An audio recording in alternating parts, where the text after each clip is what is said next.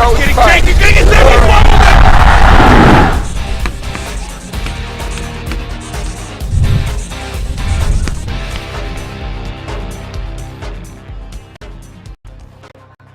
Welcome to Byron P. Hollett Little Giant Stadium on the campus of Wabash College for today's NCAC matchup between the Little Giants of Wabash and the visiting Kenyon College Lords. I'm Jim Amadon along with my broadcast partner Steve Hoffman. We'll have all the action for you today with the Wabash Communications team providing all the images here on wabash.edu/live and WNDY Radio. We checked in with Coach Don Morrell earlier in the week. Let's hear what Brent Harris had to say with him. Wabash, the gentleman's rule. You gotta believe in that stuff. Wabash always fight.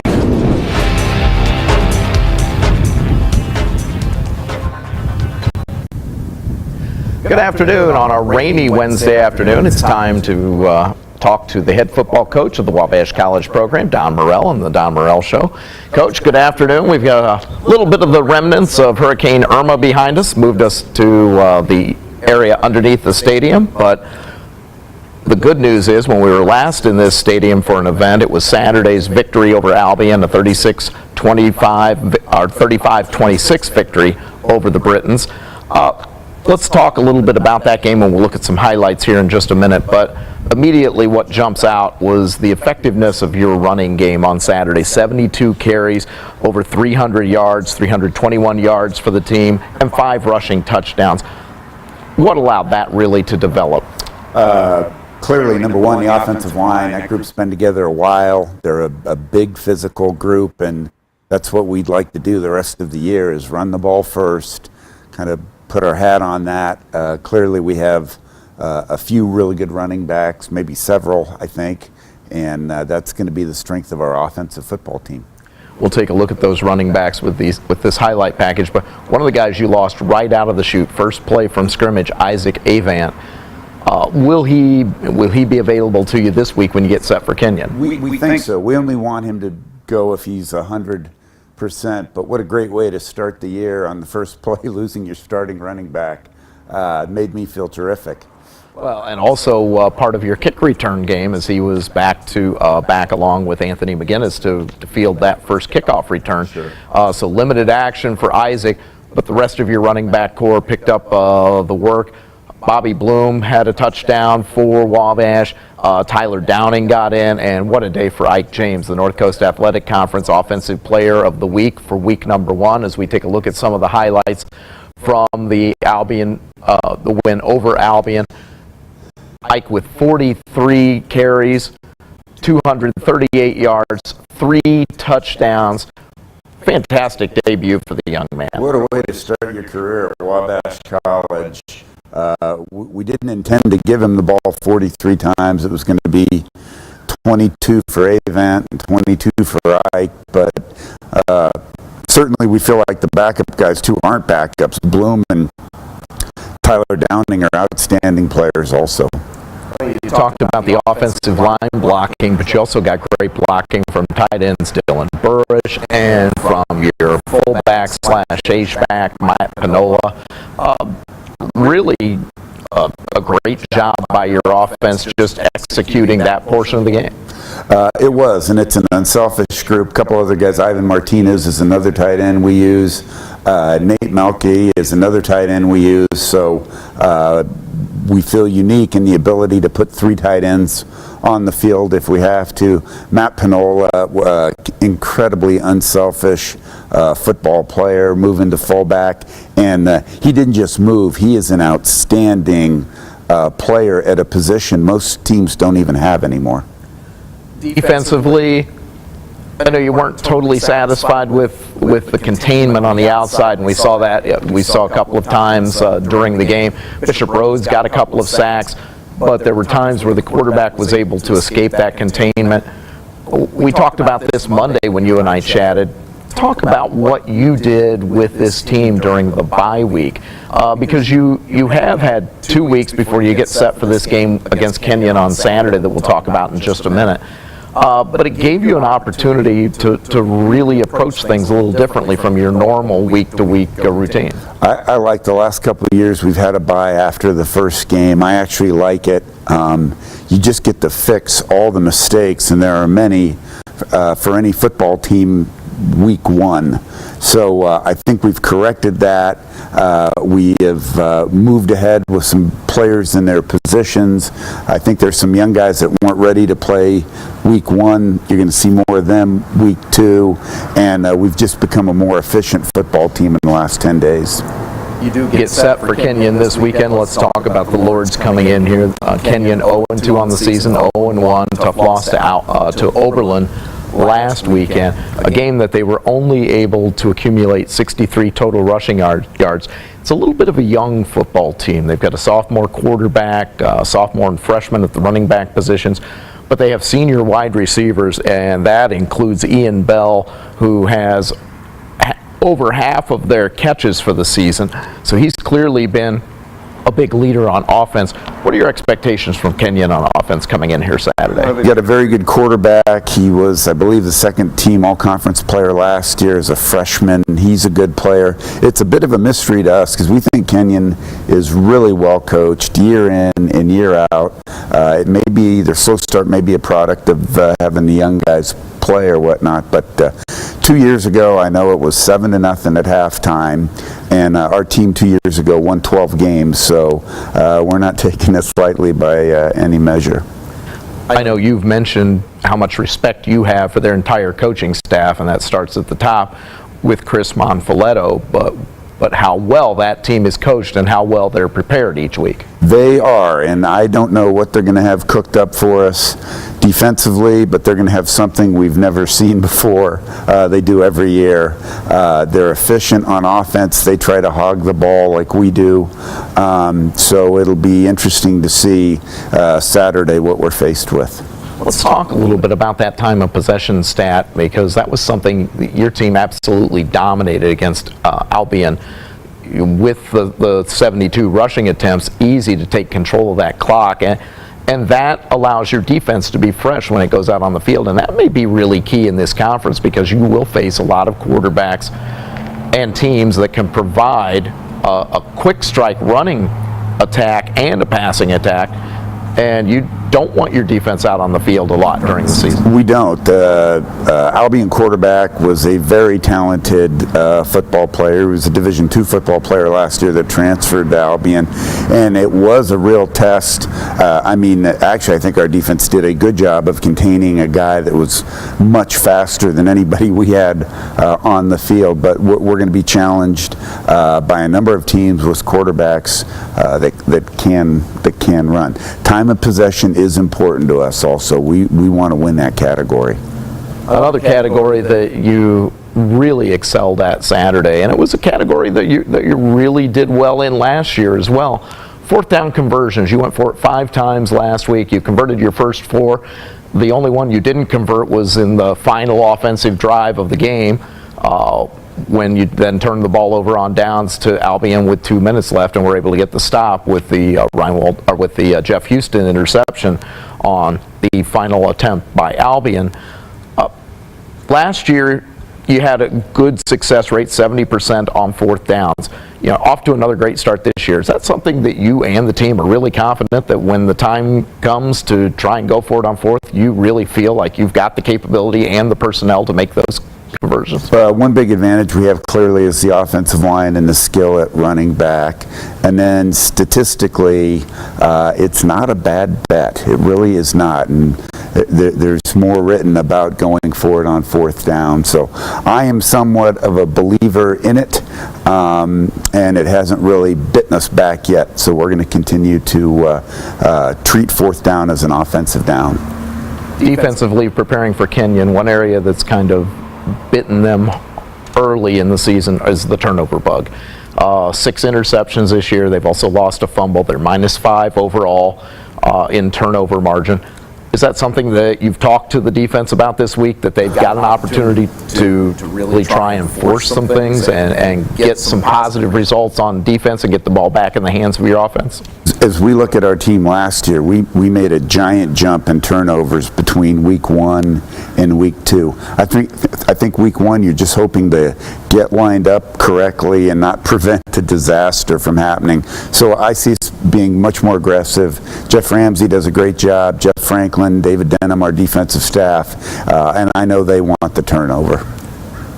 You talk about it, it's one of the great football cliches, but it's a cliche because it's really true. Most improvement for a football team comes between game 1 and game 2, because you've had an opportunity to see yourself on the field, analyze what you've done, and make improvements in those foundational areas. What are the areas you feel Wabash needs to improve coming into this game against Kenyon? Well, first I'd say I think every team improves between week 1 and week 2. What you don't want to have happen is from week 1 to week 2 you improve this much when you really could have improved this much. So we need to make sure that we have put our best foot forward in improving in all areas. Clearly we need to throw the ball better, and that's been an emphasis for us. It wasn't in game 1. The only goal in game 1 was to win it. Now we need to improve offensively in throwing the ball, certainly in spreading it around to a number of our different weapons. And then defensively, I think we got beat deep on a couple plays. We don't want that to happen anymore. So just it's a bunch of little things, but they all add up to be important. We talked about the Kenyon turnovers. I know one thing you were a little disappointed with Saturday as well was the turnover number for Wabash, with an interception and a lost fumble. You had two turnovers Saturday. You had only 5 last season, and you and I talked, really only 4 through 9 games and basically almost 55 minutes of football till a late turnover in the Monon Bell game.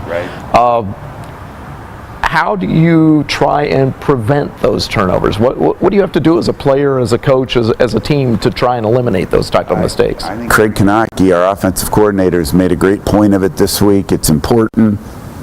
And there are some things we do not do at Wabash College, and in Wabash College football, we don't turn the ball over. So hopefully we've put the kibosh on that, but we'll see. Kickoff is at 1 o'clock on Saturday here at Byron P. Hollett Little Giant Stadium. We'll be out on the football field as opposed to underneath the stadium. I don't think we could get up the entire Wabash football team underneath the stadium with the roster size we have this year.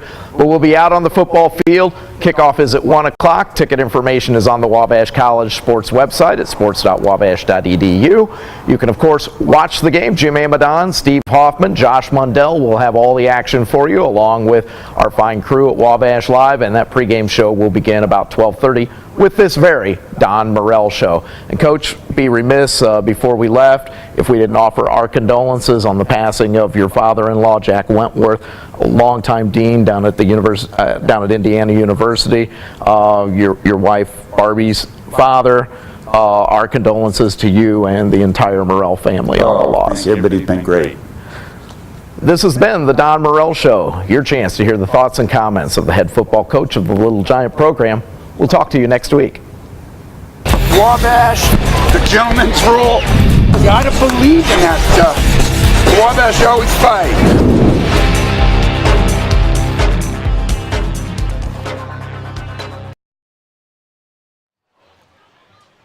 Welcome back to Byron P. Hollett Little Giant Stadium here at Wabash College, where today the Little Giants, coming off a season-opening win over Albion, hosts the 0-2 Kenyon College Lords in both teams' NCAC opener. I'm Jim Amadon alongside Steve Hoffman. We've got Josh Mundell and the broadcast crew today.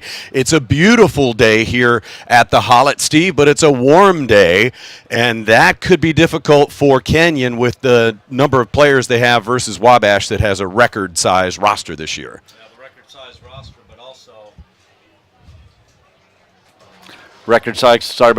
record-size roster, but also the way we run the offense. Now, you're going to see, if you didn't tune in 2 weeks ago, you're going to see a different Wabash offense. You're going to see a pound on offense. Wabash's 72 rush attempts 2 weeks ago was the second most in school history. So if you're used to looking at the team in red come out and put the ball in the air all over the field, you're not going to see that today, and I think that's against Kenyon on a warm, humid day like this. Little Giants had the ball for 42 minutes in the season opener against Albion, and yet Albion stayed in that game throwing the ball downfield, and that's an area the coaches have worked on in practice. We're very pleased to have with us on the sideline Josh Mundell. Josh, your thoughts on today's game? It's the Little Giants NCAC opener against Kenyon. Hey, Jim, thanks. Pleasure to be here today. Like you said, it's a beautiful afternoon. First conference game of the year. I think this is going to be a great game to start off in the conference well, and looking forward to it. Thank you, Jim.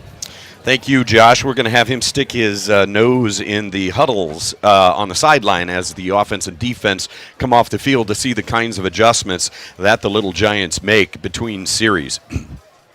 This Kenyon team is 0-2 to start the season. They have to play 3 straight games on the road, from my understanding. They opened the season with a 45-20 loss to Sewanee, and then last week lost 31-10 to Oberlin to fall to 0-2, and Oberlin is a surprising 2-0 to start this season.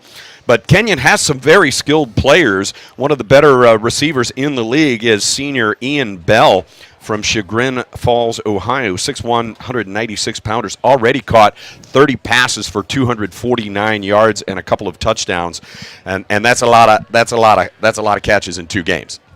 Yeah, and Kenyon always brings some weapons. You know, there are always some good kids at receiver, running back, at the so-called skilled positions.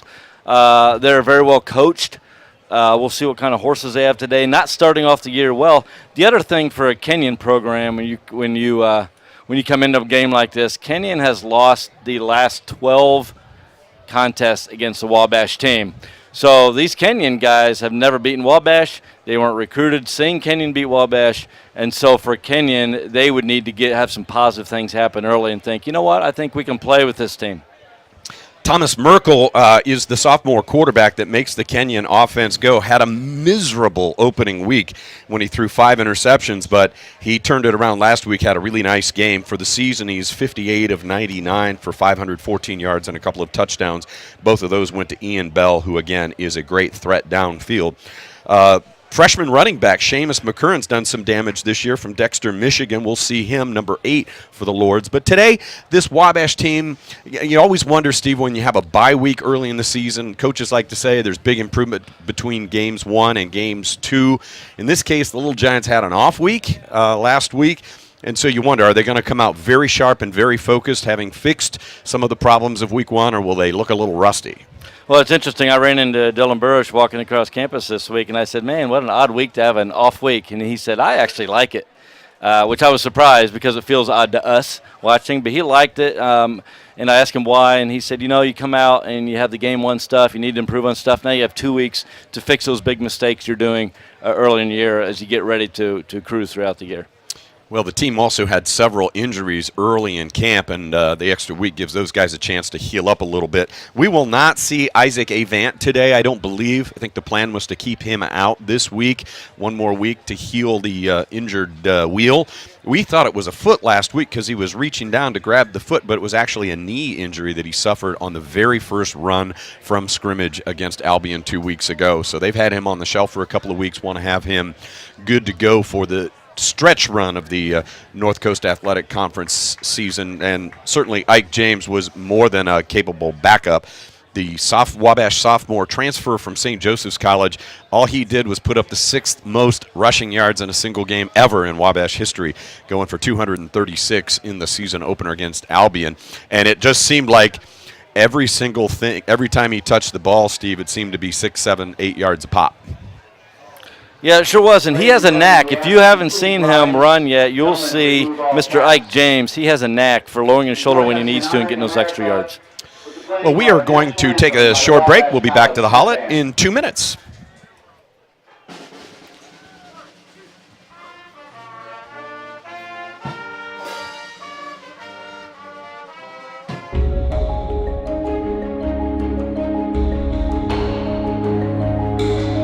At Wabash, athletes strike a perfect balance between scholarship and sportsmanship. We get guys that are serious students and they pick Wabash College for the academic challenge and the athletic challenge we present. Wabash has a long history of athletes named to academic All-America teams, as well as NCAA postgraduate scholarship winners. And it's no accident. Wabash designs classroom experiences grounded in the liberal arts. Starting with my freshman year, the college did a great job of formatting the curriculum so that we had classes that were completely discussion-based. It's not a place where you're going to experience a 200-person survey class. It's a place where you're going to be in an environment, a close environment with your professor with 8, 9, 10, at the most 20 other students. And in those classes, I was able to explore these deep questions and really come to a conclusion about who I was as a person, how I viewed life, what my worldview was. The Wabash education looks beyond the 4 years on campus. Faculty and coaches alike teach responsibility as a means to success, as students, as athletes, and as future men. Our process is applying everything from track and field and Wabash in the classroom to life. We're not trying to build just All-Americans or conference championships and those things. I want to build great men, great husbands, great uncles, great brothers. I want people to see a difference when they come out of our program. It's incredible when I see our student athletes graduate from Wabash College prepared by what they've learned every day at this institution. Wabash men succeed, both in the classroom and on the field.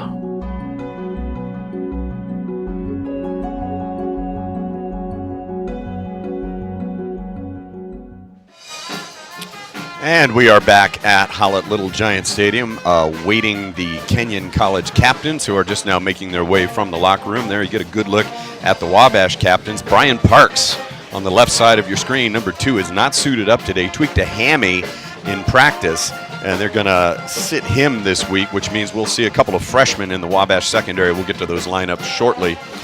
Big number 67, one of the captains is Kyle McAtee. He's injured a little bit too, but he's going to start today, as we expected. Satchel Burton, number 4, Oliver Page, number 2, Clay Fullenkamp, and Bryant Hicks are the Little Giant captains in 2017. Wabash with a 35-26 win to open the season against Albion, and Little Giants ran the ball a ton, well over 300 yards, and looked a little shaky in the secondary, gave up a few long passes. That obviously a bit of a concern for the coaching staff the last couple of weeks, and they've really worked hard with the guys in the secondary to try to limit that this week. Yeah, I'm sure we'll get tested today with some balls in the air. We know Kenyon's going to like to put it up in the air. You mentioned the 5 picks from Kenyon's quarterback a couple of weeks ago, but I'm sure they've done some things, and I think right now it's going to be keeping everything in front of you. Like I said, if you're Kenyon, you want to start off with some big plays. So if you're Wabash secondary, you want to keep everything in front. They'll have some completions, but you don't want any game-changing plays, especially early against this team. So far through 2 games, Kenyon is averaging throwing more than 50 passes a game. So we will, in fact, see a lot of balls chucked in the air. Captain's now out, shaking hands at the middle of the field. We're waiting the coin flip to get the NCAC season opened for the Little Giants. Get it started here. Ian Bell, the dangerous wide receiver, is one of the captains, and Kurt Williams is an amazing defensive back. Had 18 tackles a week ago in that game at Oberlin, and then Brandon Bird, another senior wide receiver, is also dangerous. So Kenyon won the toss and deferred. And I think the Little Giants will start with the football. Thank you for joining us here for today's football game. We're very excited. Wabash will receive to start the game. And that means we'll see Weston Murphy, the sophomore quarterback from Gilbert, Arizona, bringing the Little Giants out in his opening start of the season, first ever at Wabash. He went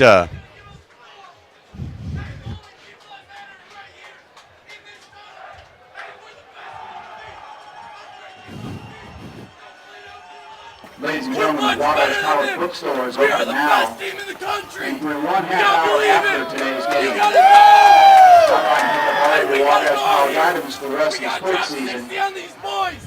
They don't score It's the Wabash College bookstore located in the Spark Center. Let's go. Let's get it. All right, the Little Giants in the tunnel ready for their chant. Let's please welcome our visitors from Kenyon College. One family, share, come, go, fight victory, House Avenue, lead up to this day, first spirit's a heartbeat, Wabash shows way, Wabash Little Giants, teammates and best friends, that's how we stand,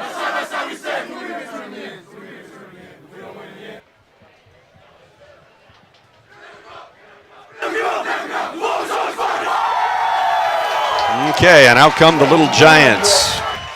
Homecoming's a week away. We don't expect a huge crowd today with 3 straight home games to start the season, but the Little Giant offense is ready to take the field. As I was saying, Weston Murphy, the sophomore, hit 8 of 12 passes in limited opportunities last week. I think he'll air it out a little bit more this week. Running backs will be Bobby Bloom and Ike James. The tight ends, Dylan Burrish, Nathan Melkai, and Ivan Martinez. Wide receivers will be Oliver Page, Kirby Cox, Rashawn Jones, Ryan Thomas, and Anthony McGinnis. At left tackle, Russell Burning. Left guard is Wyatt Gutierrez. Kyle McAtee will be the center. Tim Leith, the right guard, had a terrific week 1, and Daniel Kimball's the right tackle. So that's the Wabash offense as it starts. The Kenyon defense led up front by big Jacob LaPointe, Quashay Hendricks, and Trevor Brown. And Hendricks is a dangerous player in the middle, 5'11", 282 fire plug with great feet. The linebackers are Hayden Goss, Sam Dickey, Derek Martin, and Andres Baladis. Pretty young linebacking core for the Lords. The safeties are very good. Taj Davis, number 1, and number 4, Kurt Williams, who had 18 tackles last week versus Oberlin. The corners are DJ Manley and Herbert Wakefield. Little Giants will get the ball to start this football game. It will come from the foot of Ryan Cooper. So if you're listening to us, apparently right now we have just audio going out and there's no video. Hang in there. Listen to us. We'll try to describe what's going on knowing there is no video. You'll obviously see when it comes on, but hang in there. We are working on the problem. Set to kick off for Kenyon, number 26, Sean Garrett. So Sean Garrett will actually be the man who kicks off for the Lords. Their place kicker is Ryan Cooper. So Garrett is from Reston, Virginia. Kick returners are Anthony McGinnis. And it's a short one. And it's a live ball. Little Giants did recover. The ball was fumbled, kicked around a couple of times. It was a short kick. And I think that was Rashawn Jones. It was either Rashawn or Anthony McGinnis. Came up gingerly.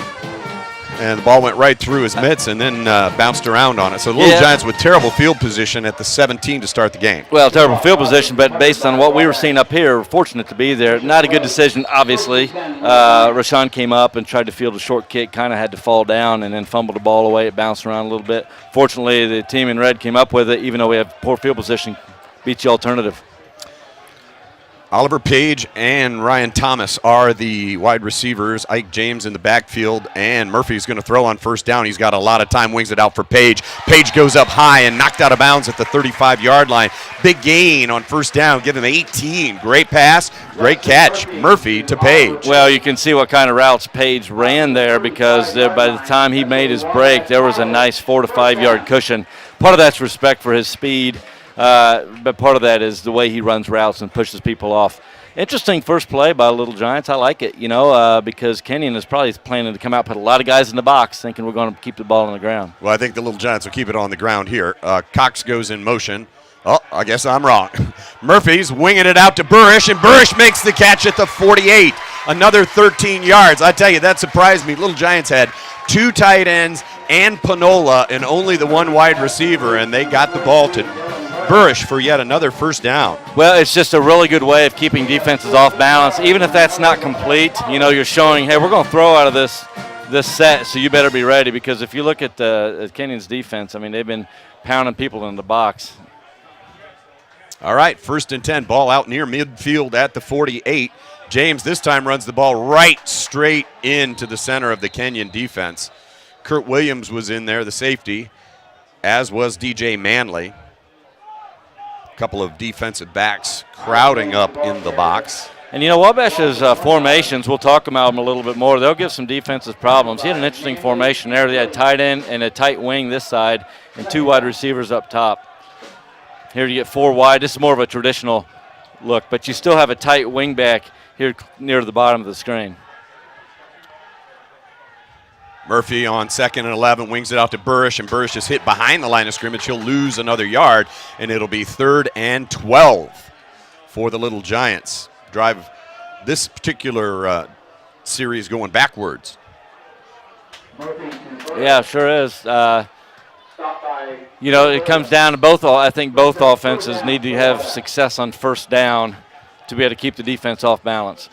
That is certainly the way this Little Giant offense is constructed this year. Get big yards, positive yards on first down. But this is now 3rd and 11, maybe a little more.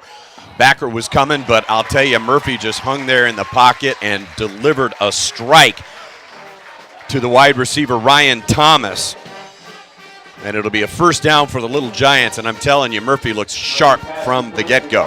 Throws a nice ball, you know. It's got some nice velocity to it, not overpowering, but nice tight spiral to it. So far it's been on track. I mean, 4 for 4, 45 yards. Yeah. All right, Little Giants back at it. And it'll be James off the right side. A lot of room to run all the way down to almost the 30-yard line. So he'll get about 8, give him 7. Quick burst. James, the ball carrier. You know, he starts a little slowly and just waits for a hole, waits for a crease, and then he's got a whole other gear. Yeah, we were talking in the first game, the Albion game, that he's a smart runner. He knows when to just lower his shoulder and get what he can. He makes a lot of first guys miss, as he did there. That was about a 3-yard gain. He turned into 7.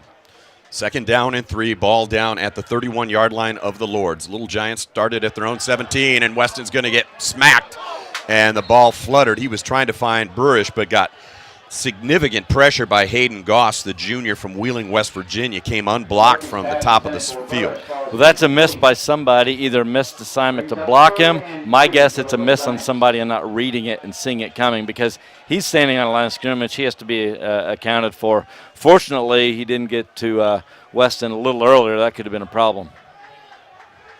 Weston Murphy facing 2nd and 3. He's got James beside him. Thomas, Cox, and Page are the receivers. Burrish is out in a route, and the ball will go to Thomas again. And he's got first down yardage, makes one man miss, and dives down to the 21-yard line, a gain of 10. And again, Weston Murphy looking sharp. Well, I tell you what, Wabash on 3rd downs has been looking sharp. A couple 3rd and longs, too, and Wabash coming through. Against Albion, Wabash was very successful on 3rd downs. Just underway at Hollett Little Giant Stadium, opening drive. The Little Giants started at their own 17. They're down to the Kenyon 21. 11:35 to play. First quarter action. Some clouds rolling in. And that's Bloom. Nope, Weston fumbles.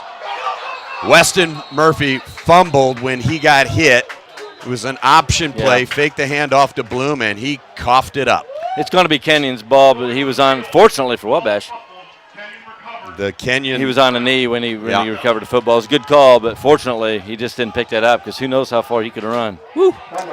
So Murphy with the fumble, such a promising start to this football game for the Wabash offense, and they come up with nothing, and Kenyon's offense on the field for the first time here in the game, and they will be led by Thomas Merkel, the sophomore quarterback from York, Pennsylvania. 58 of 99 passing, 514 yards. 2 touchdowns, 6 interceptions. Keep your eye on number 9. It's going to be a handoff to Nat Henry, and Henry's got a lot of room to run. He's got 10. Give him 11 out to the 35, just beyond the 35-yard line. So Henry, the sophomore from New Albany, Ohio, came into the game with just 54 yards on 26 carries, averaging just about 2 yards a pop, but he got 11 on that run, and Kenyon at the 36. Seamus McCurran checks in at running back now for the Lords. And it's Merkel. He's going to wing it out to McCurran, and the ball goes off his fingertips. It'll be interesting to see how quickly Kenyon figures out. I'm sure they already know that Brian Parks isn't in the game. Wabash playing a freshman corner. Leon Ivey. freshman, 5'10", 158-pounder. At the top of your screen there, he's number 28. So, you know, with Kenyon liking to put the ball in the air, it'll be interesting to see what they come up with to test this freshman. So 2nd down and 10. 3 wide receivers the far side of the field. Merkel with a lot of time, wings it out and finds his man. That's number 6, Ian Robertson, the junior from California. Number 6, Ian Robertson. When you can see what kind of ball Merkel throws there. That was nice. That was a long throw. Got there pretty quickly. He had patience in the pocket. You know, Wabash likes to start pressuring quarterbacks, so we'll see when Wabash decides to try to dial some of that up. 1st down in Little Giant territory at the 48-yard line. The 1st down throw by Merkel. 3 wide receivers again, this time to the near side of the field. Little Giants showing a blitz, and they pull out of it.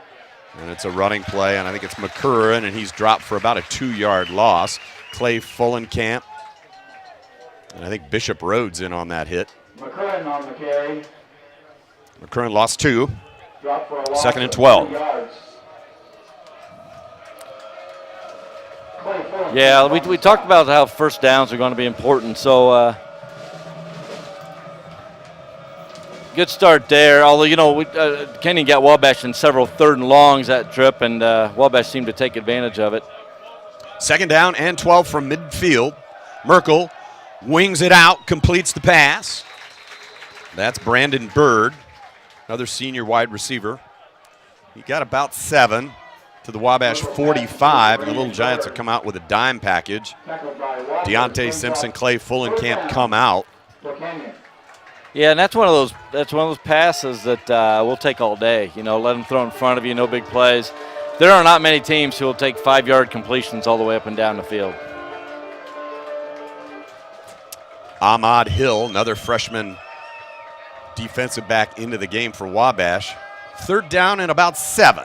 Merkel with time, now under pressure, and he's dropped! Little Giants get the sack. That's Isaiah Campbell, the freshman from Ben Davis. He came unblocked, and Kenyon will be forced to punt. How Loss about of freshman? 9. How about the freshman coming through, getting his 1st sack of his Wabash career? 5'10", 222 pounds from Indianapolis, Ben Davis. They are high. The coaches are on Isaiah Campbell. Comes from a good high school program. They turn out a lot of very good football players. They're very good again this year. Ian Bell is the punter, also the wide receiver. He averages almost 41 yards a boot with a long of 64. And line of scrimmage is the Kenyon 46. Bad snap, and the Little Giants are going to get the ball. Bell bobbled it, and the Little Giants will have the ball right back at the 30-yard line.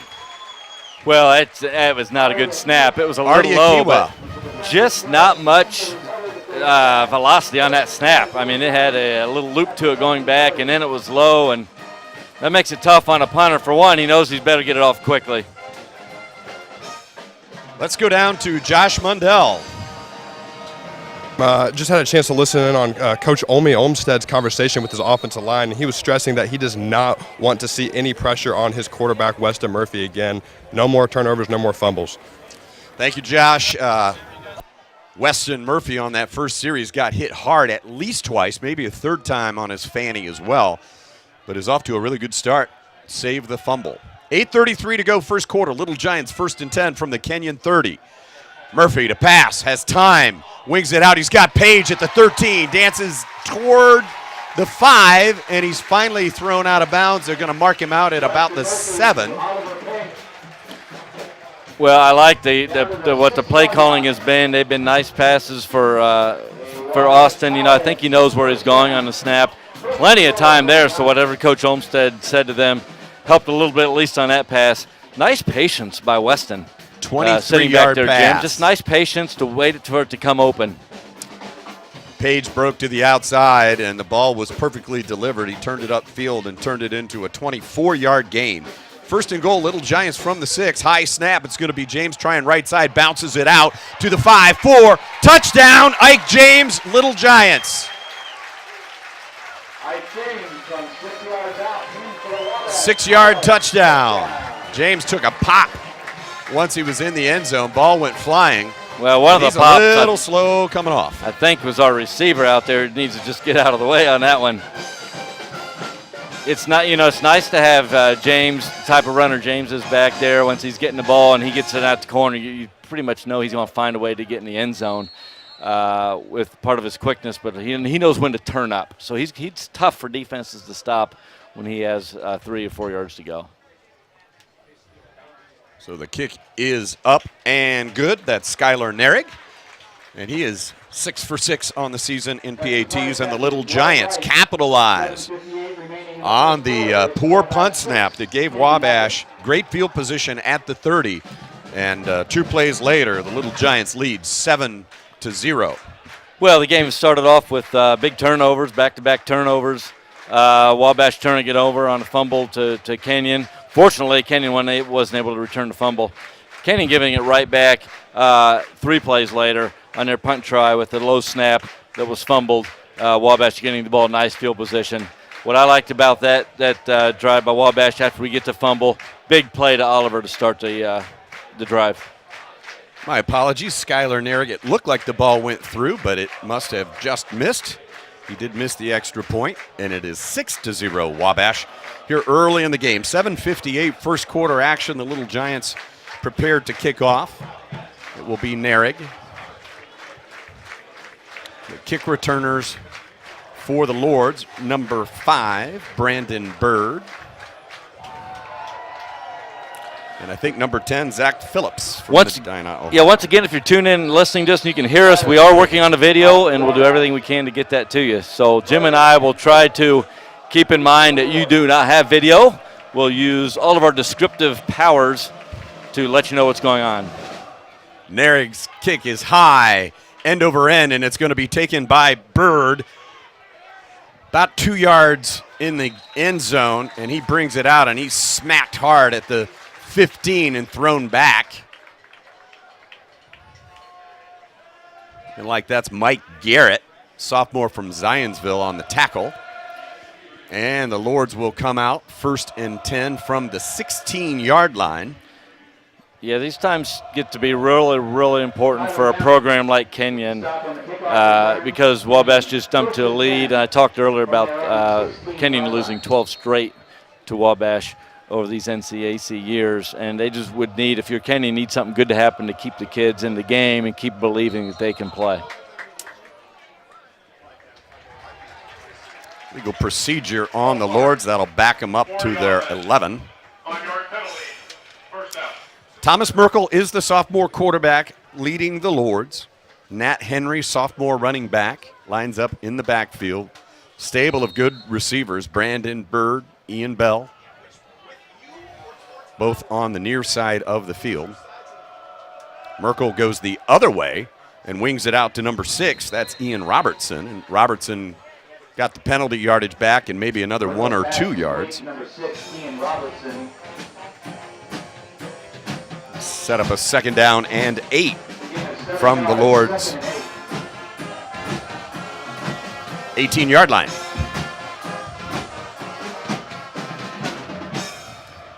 Seven and a half minutes to play in the first quarter. Little Giants up to a 6-0 lead. Merkel rolling to his left, wings it out. Solid pass to Brandon Bird, and Bird has 1st down yardage.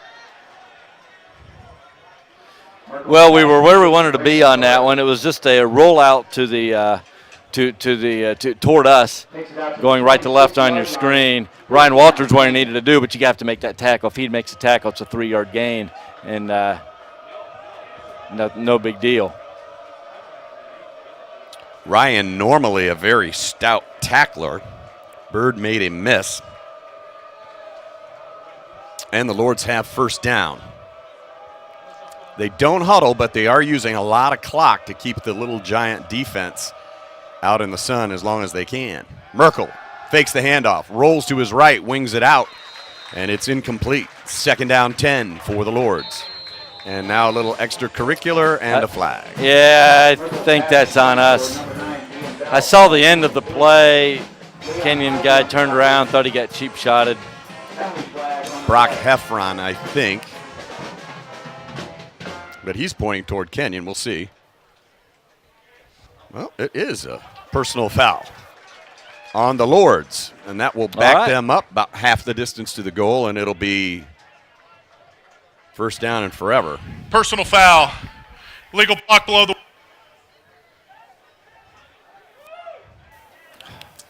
Referee's microphone was working and then clipped out. I think what he was saying was an illegal block below the waist. Yeah, he signaled clipping, which would be going low from behind. And that far away from the play, yeah, you don't like to see that. People get hurt on clippings. I'm not saying there was any intent at all by Kenyon. It's a play. Fortunately, Wabash player, I couldn't see who it was on, wasn't injured. Heffron. Rhodes is showing blitz, and he comes hard and fast, and he made Merkel get the ball out quicker than I think he wanted to, but he still delivered a strike to Ian Bell, and Bell got some of the penalty yardage back. Little Giants knocked him out of bounds at the 22-yard line, gain of 6. It'll be second and about 14. Merkel impressive early, 5 of 6 passing. So if you can't see, again, we mentioned beautiful sunny day here. It's warm, mid-80s. Kenyon going right to left from east to west on the in Little Giant Stadium. Second down, 14. Ball on the Lord's 22. Rhodes showing blitz again, and he comes, but they pick him up. And another ball perfectly delivered to Bird, but he is whacked immediately by Ryan Walters and Brock Heffron. Isaiah Campbell seeing some playing time at linebacker for the Little Giants, playing for Evan Hansen, who's nicked up this week. Yeah, even after the off week, you hope to get some guys healthy, and you just want to make sure we're healthy at the right time. So sometimes it's kind of holding on. Maybe it's a game day decision, trying to last minute decide to keep them out. Got to be healthy later in the game. Later in the year. Little Giants with a dime package on 3rd and 11. Merkel delivers, but it will be short of the first down. Bird caught the ball, but was knocked out of bounds immediately by Walters at about the 33.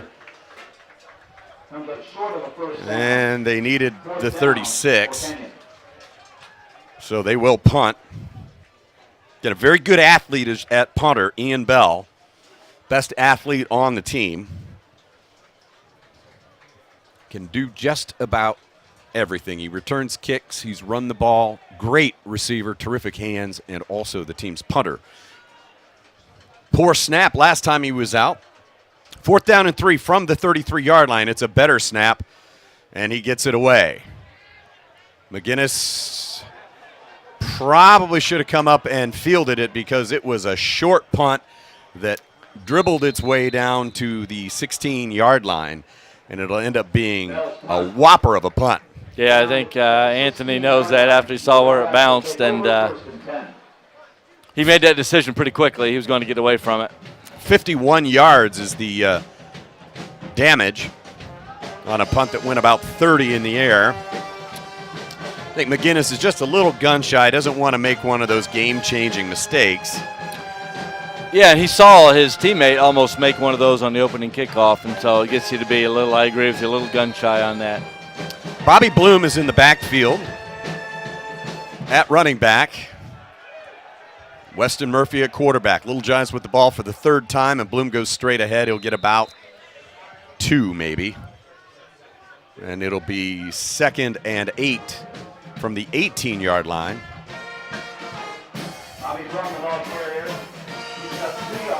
Anthony McGinnis checks into the game for Wabash at wide receiver, and he's down at the near side of the field.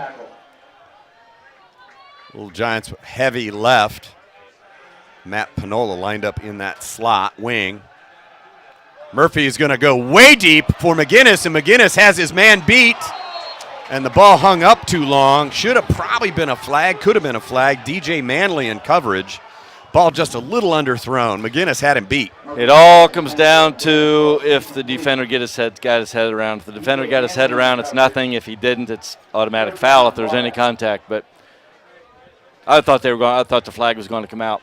But either way, I like it. Get McGinnis in there, one of the faster guys on the team, maybe the fastest on the team, and he did a little stop and go. It was actually pretty good defense on him. 3rd down and 8 for the Little Giants from their own 18-yard line. Bloom remains in at running back. Cox, Thomas, and Page at receiver. Burish lined up in the slot, and nobody was quite sure what Mr. Burish was doing. I heard the coaches say, "Where's he going?" Yeah, what's Burish doing? And that causes Don Morrell to call timeout. Yeah. It's a big 3rd and 8, only not because it's only because it's so deep in Little Giant territory. Ball at the 18-yard line. Yeah. Yeah, it sure is. Hey, if you're going to be around next week, September 23rd is homecoming at Wabash. Many of you know about that and have that circle on your calendar. That is next Saturday. So please plan to come. Go online at www.wabash.edu/homecoming to sign up for the Celebrating Leadership Reception at 12:15 in Olding Fieldhouse. Come in and dine with your fellow Wabash alumni. Get your friends to come back as well.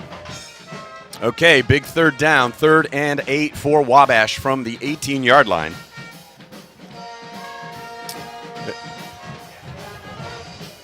All right, here we go. Big 3rd down. Thomas and Cox split out to the near side of the field. Page at the top of the screen. And Bobby Bloom is the running back. Weston Murphy hands it off to Bloom, going left side, looking for a block from Burish. Gets it, cuts it back, 1st down yardage, out beyond the 30. A big run for Bloom, who just took his time and waited for the hole to open. Gain of 14 for the senior from Wolcottville. Let's go down to Josh Mundell.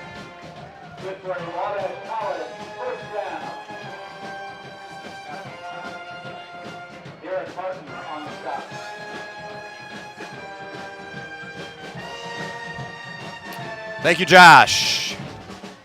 Blitzes had been effective early on here. Bloom right side on 1st down, bounces around a little bit and got about 2. It'll be 2nd and 8 from the 34-yard line. 3 minutes, 50 seconds to play here in the 1st quarter.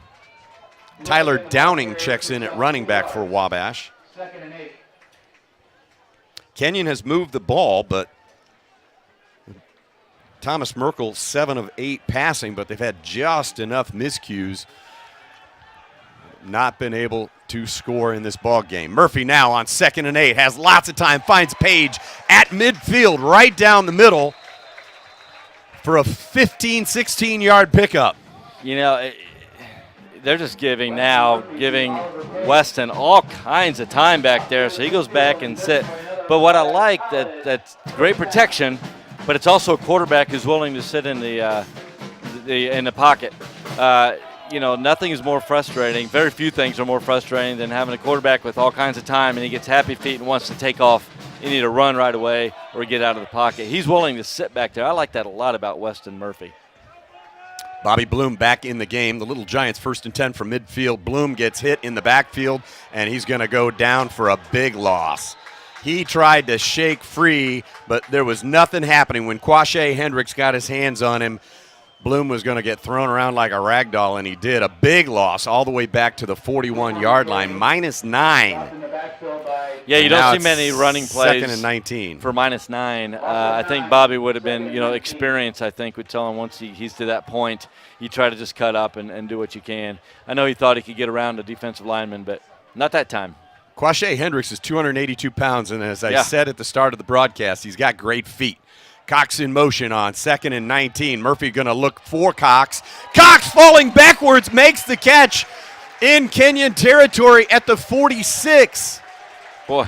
15-yard pickup. That ball was underthrown, and Kirby stopped his route, leaned back as he was falling to the ground, and pulled it in. Well, it's too bad our stream isn't currently working because, folks, you missed one of the best catches I've seen in a while. It was thrown way behind and outside, so he stopped, slipped, and was falling with his feet going forward, reaching back, catch it just off the turf, and then hauling it in.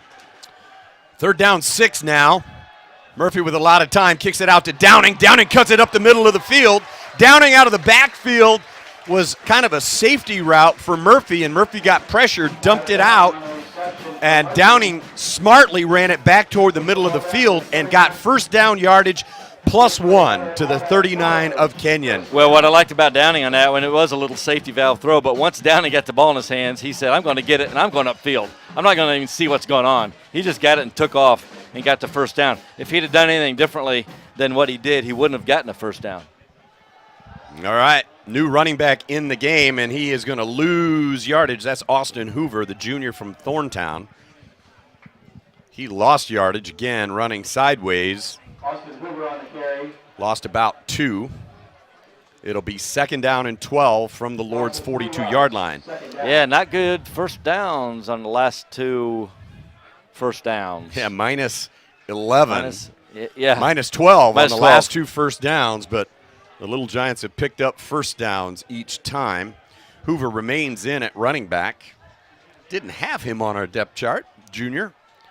Went to Sheridan High School, and offensive lineman Daniel Kimball picked up his right mitt and put it back down, and that's going to cost Wabash 5 more. And what is your 2nd and 18 call, Coach? Reset the game clock to 47 seconds. You have one? I'm sorry, I was looking to see what was going on the field. My 2nd 18 call is to try to get back close to give you 10 yards to go on the next one. I like screens on 2nd and 3rd and extra long. Wabash has shown the capacity to try to go to screens this year, so we'll see what happens. You know, here's the thing, too. We're at midfield. You want to get close enough to maybe give us a field goal shot as well if you don't get the first. 3 wide receivers for Murphy on 2nd and a ton. And it's a handoff to Hoover, and he goes straight ahead. He got the penalty yardage and his own rushing loss back. So it does, Coach, get it to within 3rd and about 10. I think they're going to call it 11. Ball sitting just inside the 40-yard line. The Little Giants will need inside the 30 for the first, and that's going to do it for the first quarter here from the Hollet. Little bit of excitement here from the Hollet. Little Giants capitalized on a poorly handled punt snap to go up 6-0 early, and we're going to take a short timeout and be back to the Hollet. It's Wabash 6, Kenyon 0. Next weekend, it's homecoming at Wabash, Saturday, September 23rd. Activities include the annual Holland Shadow.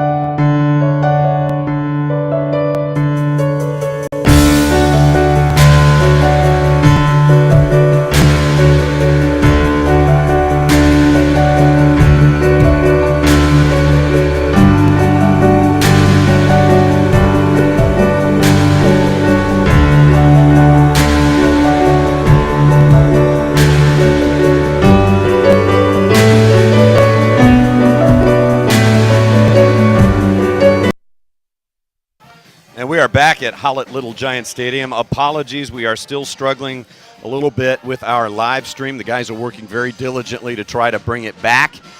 I'll set the stage for you. We are just starting the second quarter. Wabash leads 6-0 and facing a 3rd down and 11. Weston Murphy with time. Throws it down the middle. Finds Cox for the first down and more. Cox inside the 20 and finally tackled at the 15. 25-yard strike. Weston Murphy to Kirby Cox. First down, Wabash. Between the linebackers, and Wabash finding some big holes between the linebackers and the safeties today, and you have to have time to be able to do that. Weston Murphy is getting time and showing the patience to do it. Wabash today has been unbelievable on 3rd down conversions. I'll get you a stat in a second. Against Albion 2 weeks ago, they weren't as good as I thought. We were 7-16 on 3rd down conversions, but 4 out of 5 on 4th down conversions against Albion. Today, nearly perfect on 3rd down. 5 out of 5. 5 out of 5. So first down, Little Giants from the Kenyon 15. James is back in the game. Murphy's going to throw a screen. It's complete to Panola, and Panola is like in traffic. That's a tough ball to throw, tough ball to catch. Gain of 4. Yeah, that looked like that was really going to be a big play once we see the defensive lineman bearing down on Weston Murphy, puts it over their head to Panola, but pretty well played by the linebackers of Kenyon. It's nice to see Panola get the ball and get a run in. He's been one of the more valuable players so far this year that we'll talk about because of his blocking. Vital in his blocking as a H-back and wing-back. Murphy 11 of 13 for 143 yards early on. This time he hands it to Bloom. Bloom goes right side and dives near the goal line. He had a little daylight and he hit it fast. I think he got it down to the 1. That'll be a 10-yard run for Bloom. Bloom with 19 yards on 5 carries. Complete opposite game plan from what we saw 2 weeks ago against Albion. The tight end, fullback, run it 72 times last week. Not so much today.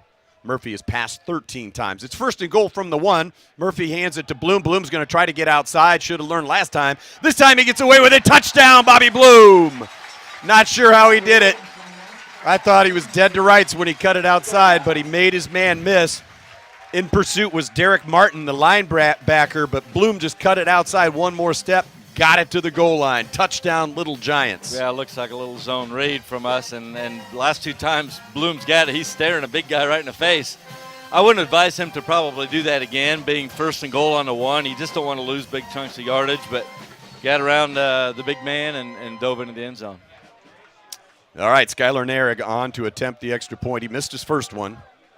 Austin Nightingale with the hold, and it's up, and this one looks good, and it is. So 13:22 to go in the second quarter. The Little Giants with an impressive drive to go up 13-0 on the Lords. Attention, you Glee Club alumni. This year's 125th anniversary. That's a long time, folks. 125th anniversary of the Wabash College Glee Club, and we're celebrating that on campus. That would be September 30th.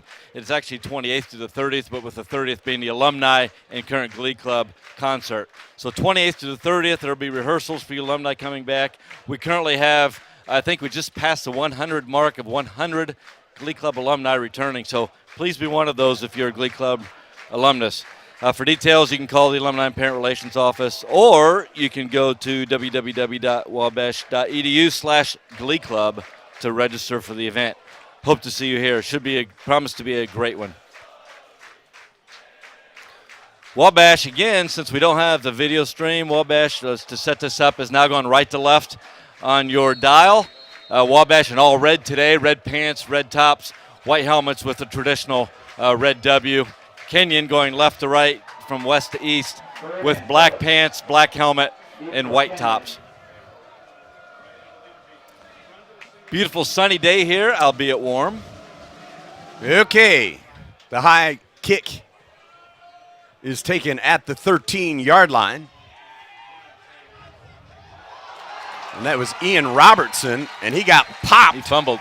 And the Little Giants have recovered. Little Giants, right place, right time. That was Luke Zeniak who made the recovery. Ian Robertson, typically pretty sure-handed return man, coughed it up, and Wabash has it 1st and 10 from the 31. Well, that could be, Wabash punches us in. That could be devastating for the Lords. Got popped pretty good. Didn't get a chance to see who that was. Just saw the ball rolling around, and Wabash coming up with a big recovery. I wouldn't be surprised if right here on play 1, Coach Kanecki, the offensive coordinator, and head coach Don Morrell decide to strike big. Weston Murphy, 1st and 10 from the 31. Nope, he hands it off to Downing, and Downing is, nope, Murphy kept it. I got fooled. I thought Downing had the ball. It's Austin Nightingale in the game at quarterback. Everybody's fooled on that one. Austin Nightingale came in at quarterback. I saw the 3. I thought it was 13, Weston Murphy, but it's Nightingale getting a set of snaps here. And he got about 4 on the keeper. 2nd down and 6 from the 27-yard line. Nightingale. Hands it to Downing, keeps it straight up the middle, goes Nightingale, and Nightingale has the 18-yard line. Well, first down. Here's the thing: we talked about those the zone reads that we did when Weston was in there. Weston giving it to Bobby both times, and there's an unblocked defensive end there. We know there's going to be an unblocked defensive end there. That's who you're reading. Nightingale apparently more of the runner. Too early in the year for us to know, but apparently more of the runner. So now we go and run the zone read, let Nightingale keep it to try to keep their defense honest. Okay, 1st and 10 now for the Little Giants from the 18. Downing does get it this time and powers his way inside the 15 to about the 14, gain of 4. Boy, a number of running backs, Jim, we are just throwing at people between Bloom and now Downing and James. Avant not healthy today, but he'll be in the mix. And a couple of Red Squad guys I saw last week looked really good as well. This is Ike James back in the game now. Austin Hoover has two carries. 2nd down and 6 now. It will be Nightingale keeping inside the 10 down to about the 7. He just kept rolling forward. He got 7 and a first down. Austin Nightingale. Junior from Gilbert, Arizona. Very good fake from Ike James there. James, I thought, had the ball, and he actually made a move to not get tackled as if he had the ball. Instead of just blindly going in there, look, I got the ball. It looked like he had the ball because he made a move on a guy. Coach Morrell said he was going to rotate in a lot of players today. I didn't expect to see Nightingale early in the second quarter, but in fact we do, and Nightingale's going to roll to his right, throw it back across his left. Touchdown, Austin Nightingale to Dylan Burrish. 7-yard touchdown strike, and like that, the Little Giants are on top. 19-0. Well, that fumble on a return was devastating. Kenyon for Kenyon. Kenyon was needing something to happen. Wabash taking advantage of it. He got a 20-point lead currently with still 11 minutes to go in the second quarter. And Wabash just continuing to really do a lot of things on offense, whether it's throw the ball, run a couple screens, running all sorts of people at running back. Narig's kick is up and good, and the Little Giants take advantage of the fumble on the kickoff to go up 20-0 with 11:10 to play in the second quarter. If you're a Wabash family, October 7th is Family Day this year. Please plan to come back. Home football game that day. More details to come for you Wabash family. Wabash family is a wide definition. Parents, cousins, nephews, uncles, aunts, you name it. Come back October 7th. I think the Sphinx Club's going to end up doing a lot of push-ups from the way things have started here. Hot day at the stadium. It's about 85 degrees at kickoff. And Coach Morrell told me he was going to run in a lot of guys this week to try to keep them fresh, and they were super hydrating late in the week. And I think we are going to see a lot of talent here today. We're going to see a lot of these freshmen just to rotate them in, get them some reps. Yeah, I mean, it's great. I haven't paid as much attention to our offensive line to see if they've been rotating, but I bet they have been as well. You try to get – there's a couple things, right? You keep guys the less plays they run, the less chance of getting injured. It's a warm day as far as staying hydrated. It also gives some young guys a great chance to get some plays under their belt in a varsity contest. So Bird and Phillips back for the kick, and it's going to be Bird who fumbled it last time. He takes it at the 7, a real high kick.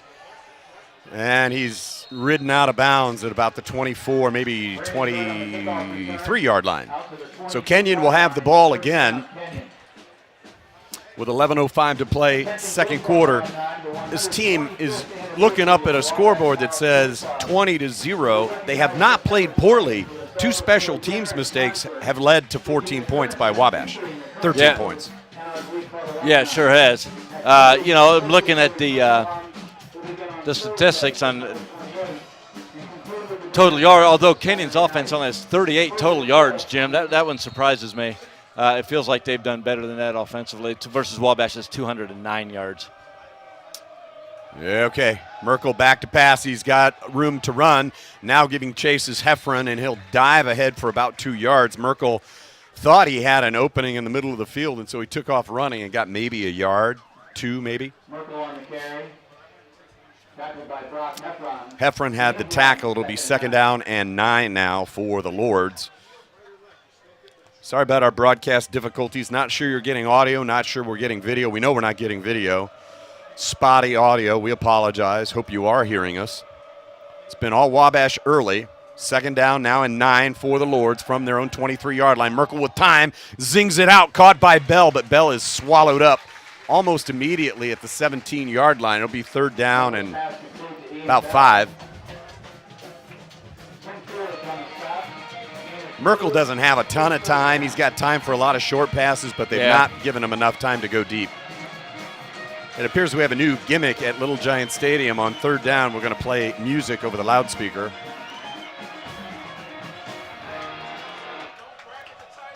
All right, 9:56 to play, 2nd quarter action. The Lords with a 3rd and 5.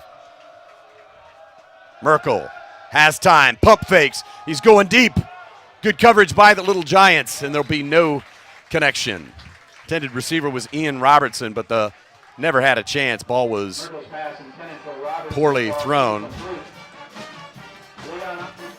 How about the freshman on that coverage, Leon Ivey? Let's go down and talk to Josh Mundell.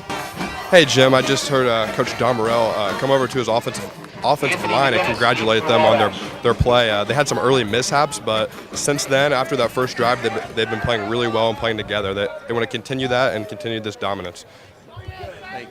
Thank you, Josh. 4th down and 5 for the Lords. That means Ian Bell will be on to punt. Kenyon hasn't had a lot of time on the field offensively, and this is a high, wobbly kick that's short and going to be out of bounds around midfield. Maybe, if the Lords are lucky. Might not even be that long. Oh, they gave it all the way out to the 47 of Wabash, so a little better punt than I thought. A little generous for the punt. A few yards. Yeah. Had a 51-yarder, I think, the first time he kicked. So Little Giants will come out 1st and 10 from their own 47, leading 20-0. And it will be Weston Murphy and Ike James. We'll pick up some of the Tim Leith still out at the O-line. Russell Burning still out there, left tackle. Looks like the starting offensive line's still out there. Coach Olmsted does want to rotate in some players. Murphy to pass, looking deep. He's got Page. Page hauls it in down inside the 20 to the 15. Perfectly thrown ball. Nothing DJ Manley could do except tackle. Page, huge pickup all the way down to the 15. Gain of 38. Wow, what a nice throw, throwing it up. I thought he definitely overthrew him when he let that. It shows you how fast Oliver is. Because he's so tall, he's faster than he looks like he's running, because I didn't think there was any chance he was even going to be able to touch that ball, and he just runs it, catches it in stride, of course with his arms outstretched, but just Murphy having a game. Page's 4th catch for 96 yards. This will be Ike James, cuts it back left, runs right into the free safety, number 4. Satchel that's our guy. So this is Kurt Williams on the tackle. This is Weston Murphy so far today. First of all, he's got a quarterback rating of 194.3. Weston is 12 of 14 for 181 yards. Just phenomenal. So James got about 5 on 1st down. He'll get it again, going same direction. Bounces through Williams that time. Williams was right there in the hole. Page was trying to provide a block, but he came up a little short. I think it'd be about 3rd and 2 maybe. Ball down to about the 7-yard line. Well, Ike sure not shy of contact. He knows when he's on lower his shoulder and try to punish a defender. 3rd down and 2 for the Little Giants. Ball on the 12-yard line. Page goes in motion. Murphy with time, wings it out to Page. He might have gotten the 1st down. It's going to be close. Well, he got the 1st down, I guess. I don't know. Well, maybe not. Has to get to the Had to get 5. to the 5, and he was just a little short. They're going to mark him at the 6. Murphy's pass complete to Page. Now this is on the far left corner of the field if you can get just our audio. So, of course, we had the best view in the house, everyone on the Wabash stands, of where that ball should have been marked. Wabash running not a pick play there, but a crossing pattern that can serve as a pick play without intentionally picking. 4th down and 1 from the Lord's 6-yard line, and Tyler Downing is in the game at running back, and he's going to go straight ahead, and he got it. I think he got it. They're going to mark him at the 5, and that'll be enough for the first down. Yep. Tyler I don't think he had it on his first go-around there, Jim, and then bounced off somebody. Kept churning those legs. legs. Kept the legs going. He's a tough, strong runner. It's so nice we can run these different running backs in there, and they all have such different running styles, don't they? And different personalities, if you will, while they're out there. So the Little Giants with the first down run by Downing on 4th and 1. It'll now be 1st and goal from the 5. 7:35 to play in the first half. Little Giants leading 20-0. Again, another special teams kind of error on Kenyon. A very short punt set the Little Giants up in pretty good shape, but now Wabash will call timeout. Quick look at the stats. Murphy is 13 of 15 for 182 yards. His favorite target has been Oliver Page with 5 catches for 97 yards. Kirby Cox with a couple catches for 37 yards. Ryan Thomas, 2 for 25. Dylan Burrish, 3 catches, 19 yards, and a touchdown. Little Giants have 3 running backs with about 20 yards. James, Nightingale, and Bloom. Hoover and Downing each with 5 yards for Wabash. For many years now, Wabash has held Wabash Day. Wabash is an acronym that day, standing for Wabash Alumni Benefiting and Serving Humanity. It's a nationwide, if not globally, if we get some other groups participating, a day of service, a community service for Wabash men to participate in. This year it is October 21st and 22nd, so that weekend there are projects being planned hopefully in your area. If there are not, and you want to plan a project, please let us know that as well. So you can sign up to participate, or you can plan a project in your area for October 21st and 22nd. Call the Alumni and Parent Relations Office, or please visit www.wabash.edu/Wabash Day. One word, Wabash Day. Okay, after the Little Giants' second timeout, it is 1st and goal from the 5. Ike James in the backfield. Murphy hands it to him. He goes right and back left. Touchdown, Ike James. 5-yard touchdown for James. His second touchdown of the game. He has a way of knowing how to get in the end zone, doesn't he, Jim? I mean, he sees that seam, he knows where he needs to get, and he takes it. I thought he was going to make a different move there and bounce to the outside, but he knows where he needed. He knew where he needed to be. James, second touchdown on the day. Wabash has been blessed with some terrific running backs in its history, in recent history. Mason Zurich and Tyler Holmes, and Matt Panola had a great year last year. Ike James looks great. Skylar Narig's kick is up and through. And the Little Giants now lead 27-0 with 7:17 to go before halftime. You know, we said coming into this year, at least after the Albion game, that Oliver Page's stats this year might be 3 or 4 catches for, 150 yards and a couple touchdowns. That's a little bit of an exaggeration, but it's not far from where he is. He has 5 catches for almost 100 yards, 97 yards. Because of our running play and getting people up in the box, as they say, it's going to open up a lot for Mr. Page to be out there one-on-one with some cornerbacks. 6'4" against some of these shorter quarterbacks is going to be a tough day for some of those guys. So Oliver having a great day. And we've talked about Weston Murphy's day today, ladies and gentlemen. He has been nearly perfect with his throws today and showing a lot of patience. Aside from the fumble, really an impressive performance. Absolutely, yeah, absolutely. And he's shown a lot of patience. He's shown a lot more comfort with this offense more today than he did 2 weeks ago. And sometimes that's all it takes is that one start, that one full day game where you play, 70 or 80 plays of offense and just get that feel. So starting to gain some confidence. You can kind of see it happening today. Alex Marr has checked into the game, and he'll kick it off for the Little Giants. It will be Bird and Phillips again to return. They're both standing about the 10-yard line. Sphinx Club doing a lot of push-ups. A bunch of Sphinx Club guys in their red and white striped overalls down there today. Probably Who's 25. Doing claps in between.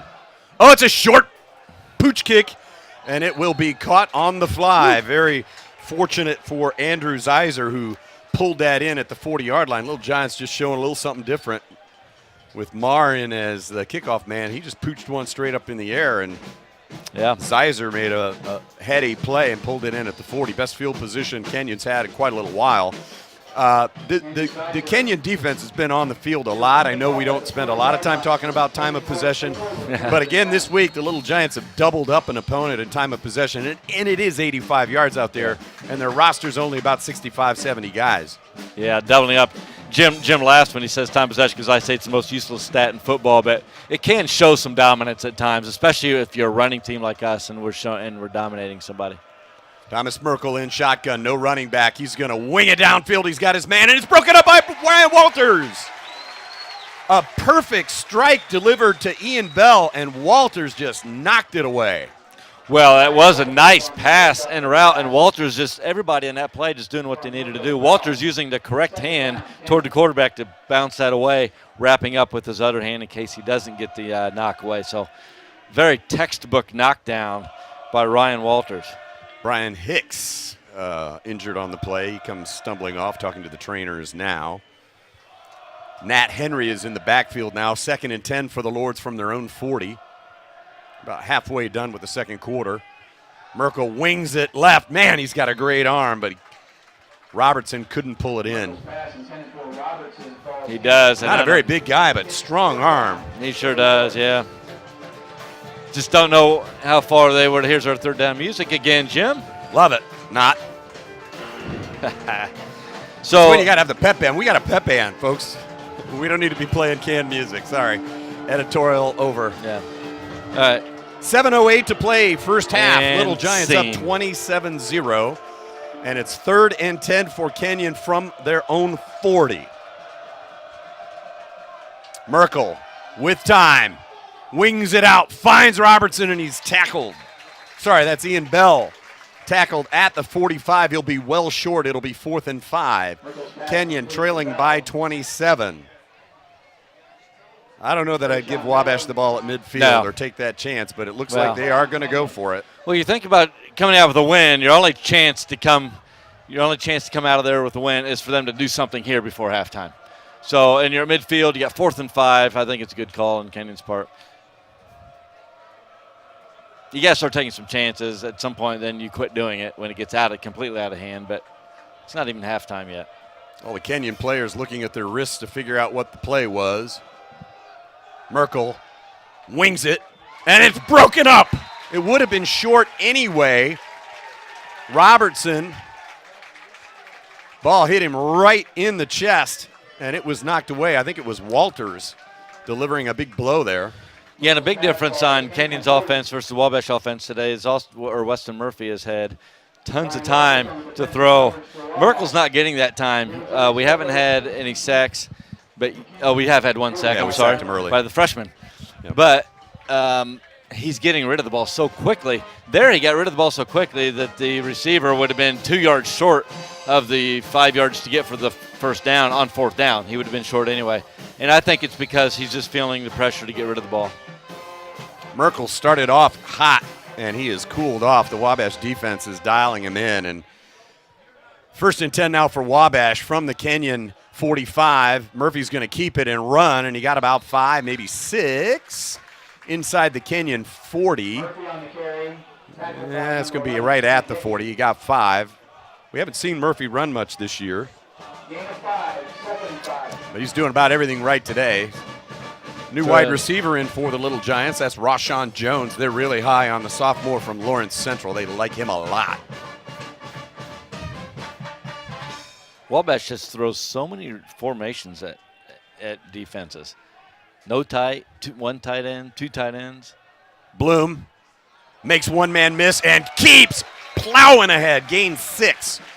Bobby Bloom looked like he was dead to rights at the line of scrimmage.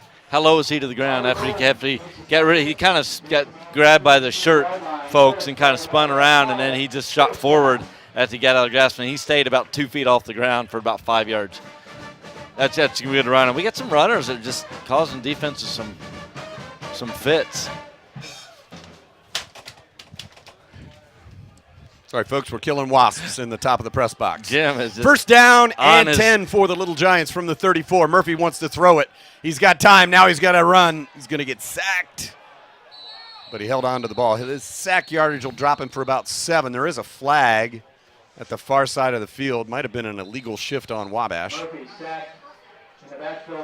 Burrish is pointing toward Kenyon, but I think it might be on him. Yeah, it's on Wabash. I think it's a legal formation. Yeah. So the Little Giants penalized, and Kenyon will say no thanks. They'll take the sack yardage. Murphy was sacked on the play, and he lost about 7. Wabash didn't have enough men on the line of scrimmage. You have to have 7 on the line of scrimmage minimum every play. Wabash had 6. So Murphy was in the grasp of the defender that time, and there was a player behind him. It looked like he looked to think about lateraling it because his hands was free. He looked up. Maybe it's because he saw number 77, Daniel Kimball, is who he would have tossed it to. Even if it had been a running back, yeah, not a good thing to do. So smart decision. Murphy rolling now, sets his feet under him and wings it downfield. First bad pass he's thrown. Sure is, yeah. He had Oliver Page streaking down across the middle of the field at about the 15. And Murphy was rolling to the near side of the field, then stopped, set his feet, and just kind of delivered a clunker. But we've only said that one time, and he's thrown the ball 16. Been phenomenal, yeah, and we'll talk about him some more. Again, if you're getting the audio, sunny day here, Little Giant Stadium, Wabash in all red with white helmets going right to left. All right, third down and a bunch. Call it 17 from the 41-yard line. Little Giants given a gift after stopping Kenyon on 4th down. Murphy delivered the ball. He says it's my fault. He completed the pass to Bloom. Bloom could have run for a long time, but he just missed on the pass. Bloom caught it, but he had to dive for it and hit the ground, and it'd be no gain. It will be completion, but no gain. And now the punt team will come out. And that'll be Alex Marr for the Little Giants. Murphy's in that mode where he's feeling like every pass should be perfect. His last 2 have not been. His really only 2 miscues. That time the swing player out of the backfield was wide open. Had to slide, though, to catch the ball, and Weston not happy with himself on that one. But, I like the fact that he's expecting perfection. Low snap for Marr. He fields it, delivers a beautiful kick, but I think it's going to get out of bounds a little sooner than he wanted. Looked like we had a chance to pin that one deep, but the ball floats out of bounds right at the 15-yard line, so only a 26-yard kick. And Kenyon's offense will trot back out. It's been a frustrating few series. The first series of the game, Kenyon moved the ball pretty well, and they really haven't done much since. Wabash defense has come to play today. A lot of new players out there. Isaiah Campbell, freshman linebacker, has gone the distance today for Evan Hansen. And we've seen Leon Ivey for Brian Park, so 2 freshmen playing for the Little Giants. New quarterback in the game, that's Apple, and Apple's going to keep it and get nothing. Bishop Rhodes swallowed him up. I think Satchel Burton was there to clean it up. So no gain. The new quarterback in for the Lords. It was Apple, but now he's trotting off and Merkel's coming back. So they ran Apple out there to run the ball for no gain, and now it is Merkel back out on 2nd and 10. We talked about Isaiah Campbell in for 3-year starter and junior Evan Hansen, middle linebacker. Isaiah getting his first sack, if you weren't with us earlier in the game. First sack of his Wabash career of hopefully many. Merkel has time, finds his man. It's Daniel Russell, freshman. He got about 3 maybe to the 18, and it'll be 3rd down and 7 for the Lords.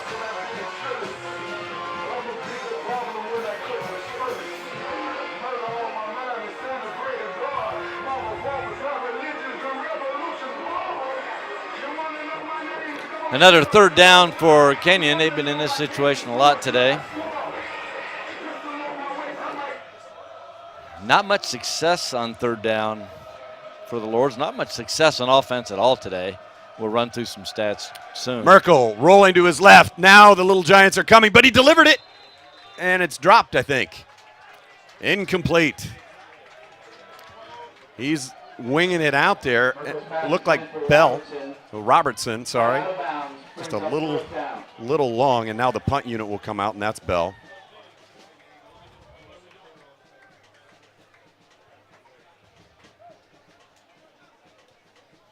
All right. So 2:25 before halftime. The Lords with 4th and 7. Bell out to punt. And it's McGinnis standing at about the 43-yard line for the Little Giants. Wabash would like to put up one more score before half. I mean, you can never get too many points in the first half. Bell with another weak punt that will roll dead before midfield, right about the 47-yard line.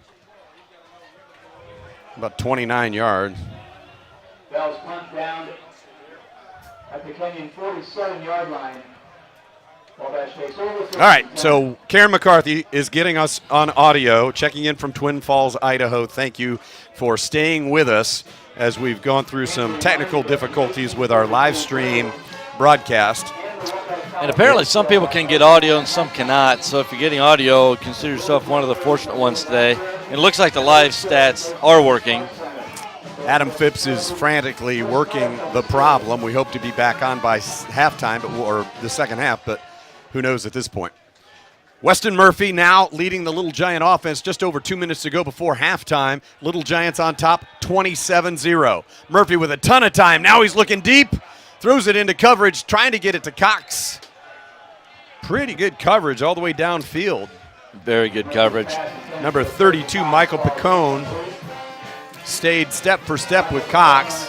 Well, Cox running right up the sideline, and what you teach your defenders and your cornerbacks on that is to look back at the ball toward your inside and just squeeze the receiver toward the sideline and out of bounds. That's actually where the pass was thrown. So excellent defense from Kenyon. You know, if you're Kenyon, you just can't not afford. I mean, you're already down 27-0, but the last 2 minutes, you sure can't afford to give up another score. And Wabash is going to do everything they can to put more points on the board. Second straight drive the Little Giants have started in Kenyon territory. This time it's James who bobbled the handoff and still plows ahead for a gain of 10, maybe even more.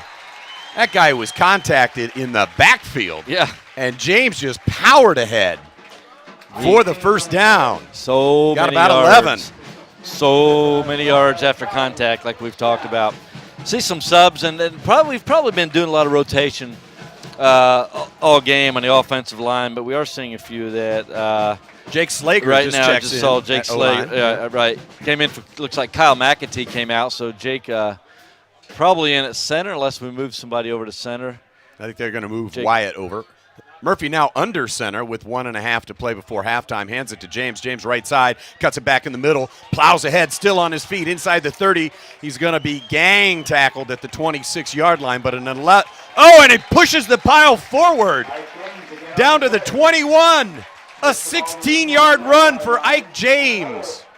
And another first down for the Little Giants, who are knocking on the door and already up 27-zip. Yeah.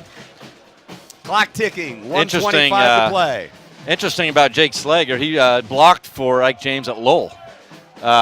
Both went different places and both ended up here this year as sophomores. 6'2", 300-pounder.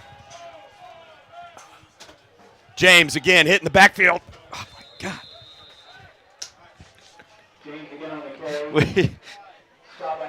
We got some James. We got some wasp things going on up here in the top, folks, and I was just stunned fortunately 4 times. Jim was. I was just stunned 4 times by the wasps in the press box. Okay. Don't let them get under your shirt, folks. Nest, we know where the nest is. We just didn't think it's right above our head. We didn't think it'd be a good idea to get it sprayed down. I did not think I'd today. get one in my shirt. 2nd down and 8. Murphy going for the end zone. He's got Page, and it's a touchdown. 19-yard pass. Well, Murphy. That's one of those that Murphy just throws out there because Page is so good about going to get the ball. It was really pretty good coverage. It ended up looking like one of those back shoulder throws you see on the NFL, but I don't think it was intended that time. It was just kind of throwing it out there and letting Murphy go, or I'm sorry, Oliver go play the ball, Oliver Page.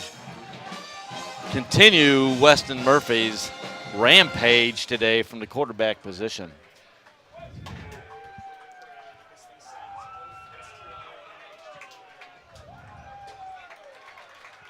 So I'm going to run through some folks who I think have audio It's kind of hard to tell. I believe Greg Burke has it from Logan Airport in Boston as he's flying back to Switzerland. Tom Bambry and Rosalie, I believe, are able to hear us today. Mark Ceballos in Texas. Diane and Dick Peterson, as always, in Irvine, California, are able to listen. And we heard Jim mention Karen McCarthy earlier. Some are able to get the sound, some not. You probably need to go, not that this helps you people who are listening, because you're already listening, but if you talk to anyone, if you can get anyone to go to the audio link, might be a thing instead of the video link. Might be able to get the audio that way. 35.5 seconds before the break, and the Little Giants take advantage of another short punt by the Lords and punch it in quickly. The big damage being done with the arm of Weston Murphy, connecting a couple of times with Oliver Page. And Ike James with a couple of really impressive runs. And it's 34-0, Little Giants. And it's Narig out to kick off again. I guess that's our cue that if it's Mar, it's going to be a pooch kick. So Narig's going to kick it deep. It's a low line driver that's going to hit the ground and bounce. It's picked up at the 5-yard line. And that's Robertson. Sorry, Bird. Bird dashes out to the 30-yard line. I tell you what would be warm today, Jim, is in that that is being Wally today. Wally has a lot of insulation, so Wally's probably feeling a little warm today. Bunch of Sphinx Club guys on the track. We mentioned earlier, probably 25 to 30 standing on their milk crates and their chairs so they can see over our team in their red and white striped overalls. And the Pots, of course. Pretty good crowd today. Better than it looked like it was going to be initially. It's in between homecoming and the first game of the year. Typically a smaller crowd. All right, that's Nat Henry plowing ahead, and he'll get about 5.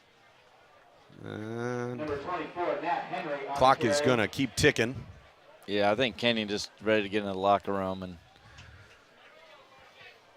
try to regroup. It's been an eventful first half, both with our broadcast, the game itself, and multiple wasp stings. 34-0 is our halftime score. We're going to try to solve our problems up here in the booth and be back to bring you second half action shortly. But we're going to take a break now.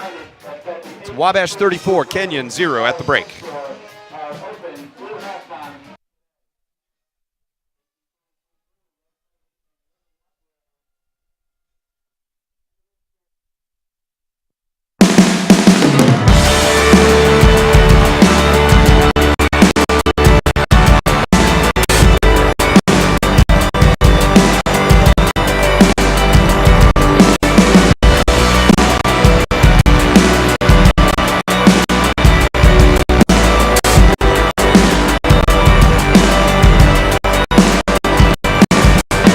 Shake the hands of the men who will become some of your greatest teachers, your greatest lifelong friends, your strength in times of joy and need. Stand with pride that I might continue the tradition begun by the very first professor of Wabash College and using his bell to bring you into the company of Wabash men.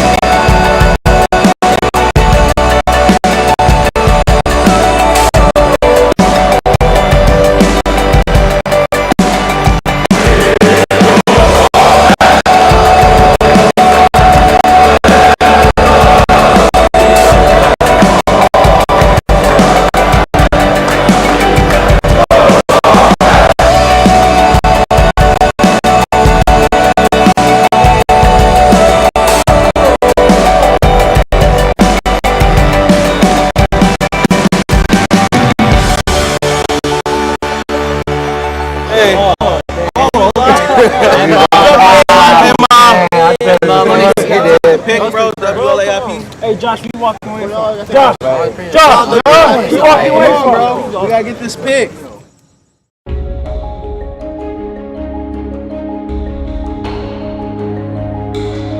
At Wabash, athletes strike a perfect balance between scholarship and sportsmanship.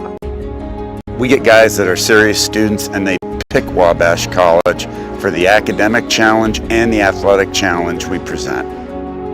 Wabash has a long history of athletes named to academic All-America teams, as well as NCAA postgraduate scholarship winners. And it's no accident. Wabash designs classroom experiences grounded in the liberal arts. Starting with my freshman year, the college did a great job of formatting the curriculum so that we had classes that were completely discussion-based. It's not a place where you're going to experience a 200-person survey class. It's a place where you're going to be in an environment, a close environment with your professor with 8, 9, 10, at the most 20 other students. And in those classes, I was able to explore these deep questions and really come to a conclusion about who I was as a person, how I viewed life, what my worldview was. The Wabash education looks beyond the 4 years on campus. Faculty and coaches alike teach responsibility as a means to success, as students, as athletes, and as future men. Our process is applying everything from track and field and Wabash in the classroom to life. We're not trying to build just All-Americans or conference championships and those things. I want to build great men, great husbands, great uncles, great brothers. You know, I want people to see a difference when they come out of our program. It's incredible when I see our student athletes graduate from Wabash College prepared by what they've learned every day at this institution. Wabash men succeed, both in the classroom and on the field.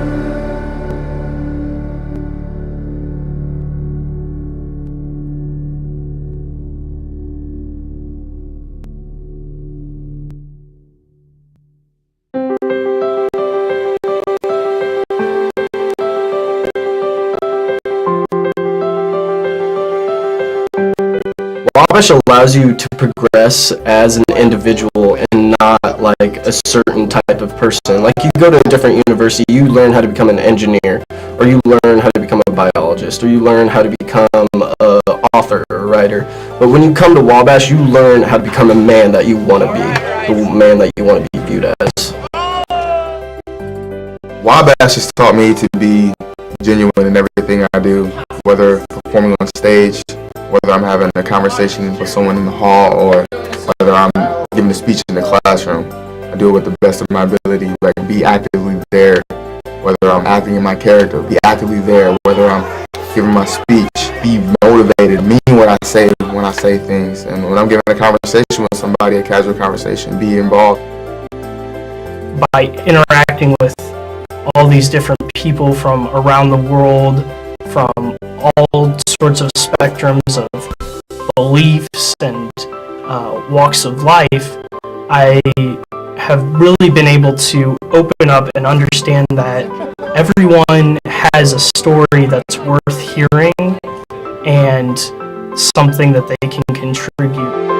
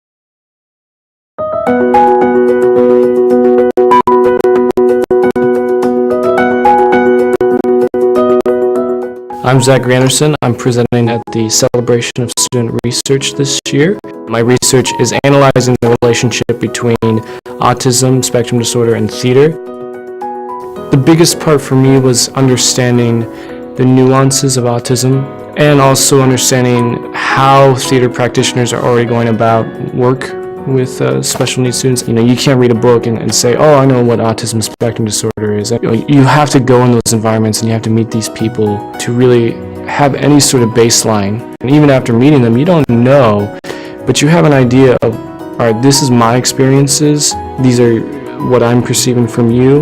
Let's find a middle ground here. You know, how do I establish that middle ground? And so meeting these people, you get those opportunities to do that. I had the honor of directing a play called Spectrum by Ian Little, which is a narrative about a gentleman with Asperger's.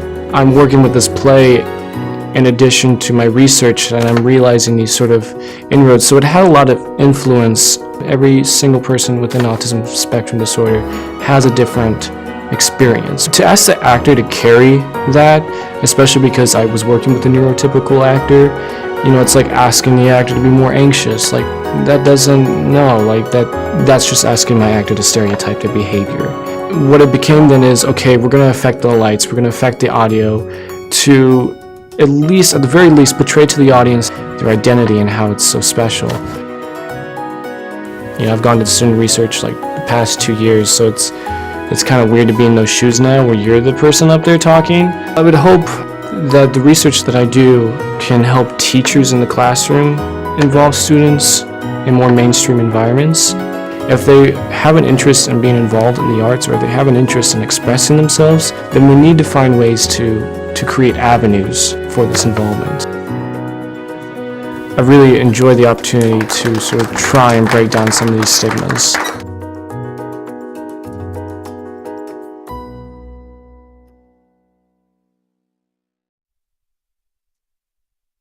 Back. Welcome back to Byron P. Hollett Little Giant Stadium. It is my understanding that you are actually seeing the Pioneer Chapel at Wabash College. We apologize greatly for the technical difficulties we've had in getting our stream started and keeping it going. We had some audio for some people and never any video, but I understand that we are going to be able to stream one camera. There will not be replays. It's going to be bare bones, but at least we'll have the second half action.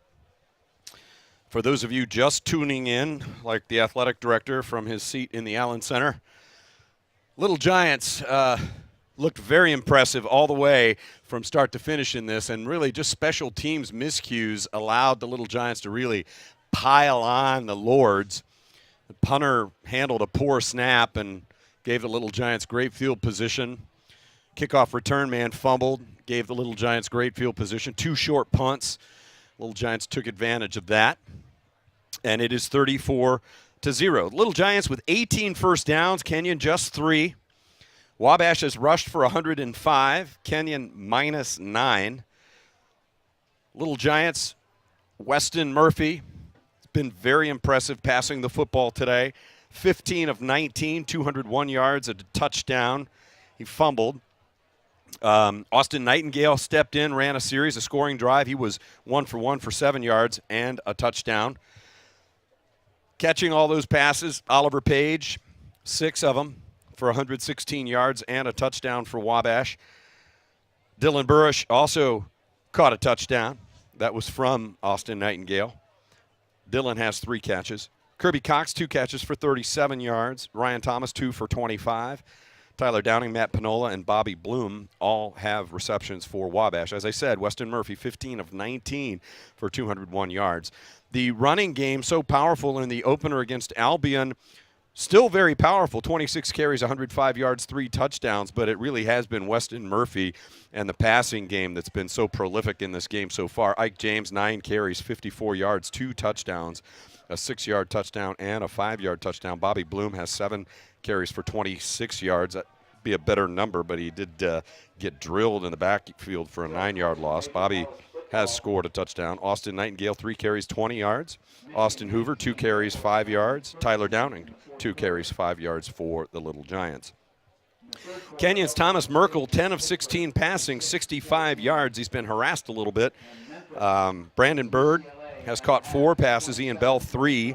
Ian Robertson, 2. And Daniel Russell, 1. Lords have not really tried to get the running game going. Nat Henry, 2 carries for 17 yards. And Seamus McCurran, just 1 carry for -2. So Kenyon with just 7 rushes in the game for -9 yards when you factor in the sack yardage. Of course, Ian Bell gets credited for a loss of 16 on the poorly handled punt snap. That ends up being a rush for him, and that's skewing the rushing average. A big stat here, and again, my broadcast partner Steve Hoffman doesn't like to talk about it, but the Little Giants basically doubled up Kenyon in time of possession, 19 minutes, 38 seconds to 10:22 for the Lords. And again, if it wasn't 85 degrees, it wouldn't probably be a big deal, but it is. And the Little Giants have had some long, grinding drives for Wabash.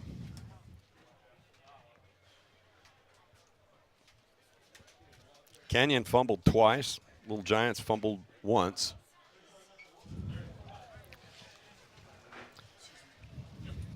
Let's go down to Josh Mundell and find out what the coaching staff thought.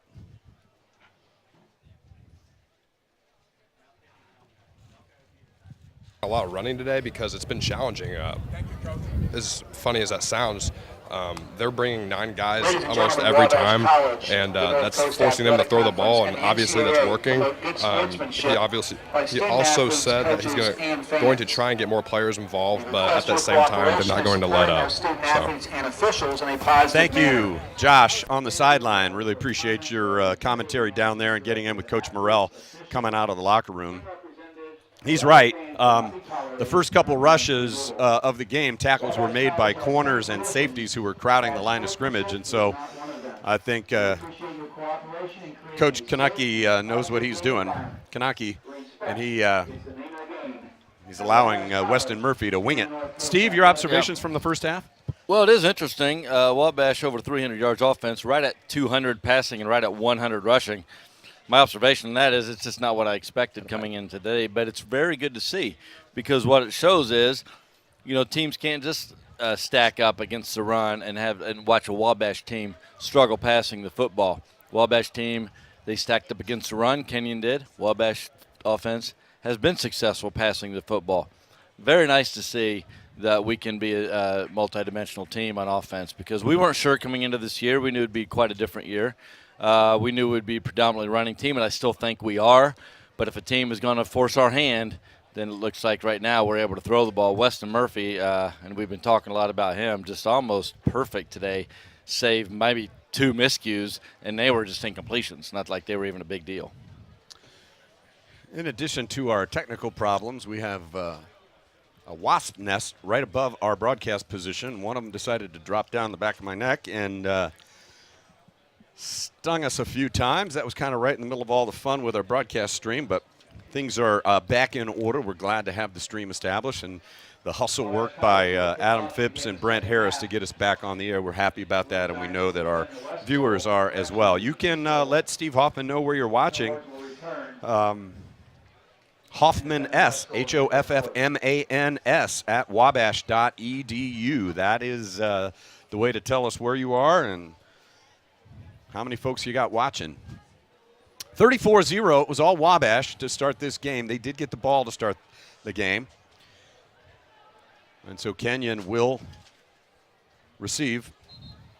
Around the NCAC today, DePaul is all over Hiram right now. Ohio Wesleyan's at Worcester. Denison is at Allegheny, and Oberlin is at Wittenberg. Those games have yet to kick off, those last 2. Well, they did announce Worcester Ohio Wesleyan score 35-0 Worcester over Ohio Wesleyan. It's like, woo. I think Worcester's back, Shocker. folks. Yeah. I think Worcester's back. And that was at halftime.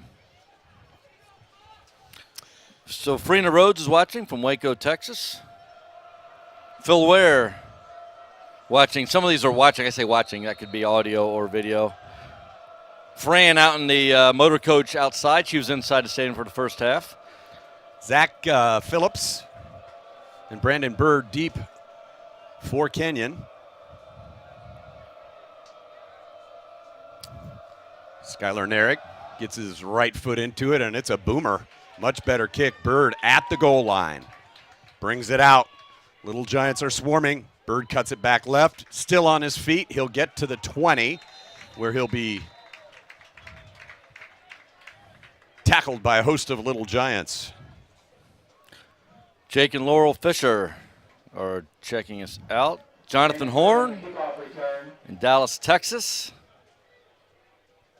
Wabash always fights. Back to you, Jonathan. Warm day here at Hallett Little Giant Stadium. Good-sized crowd. Not great, but pretty good crowd. Pre-homecoming crowds tend to be a little smaller. And Thomas Merkel is back on the field for the Lords. Nat Henry is the running back. And it's going to be Henry going left. And Brock Heffron was there.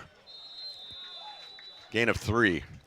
He ran right in to the arms of Brock Heffron. Yeah, it looked like he had some places to go and didn't decide to take him. Weston Murphy's parents, David and Jennifer, and Weston's girlfriend Maddie are watching now in Arizona, and just now started watching. You missed a gem of a first half from Weston. I'm sure you've been watching the live stats, and you can see what's going on. Just a great first half from that young man. Should be very proud. Hopefully he'll continue that in the second half. I have no doubt that he will. Thanks for tuning in. The question is whether Wabash will throw the ball as much as it did in the first half.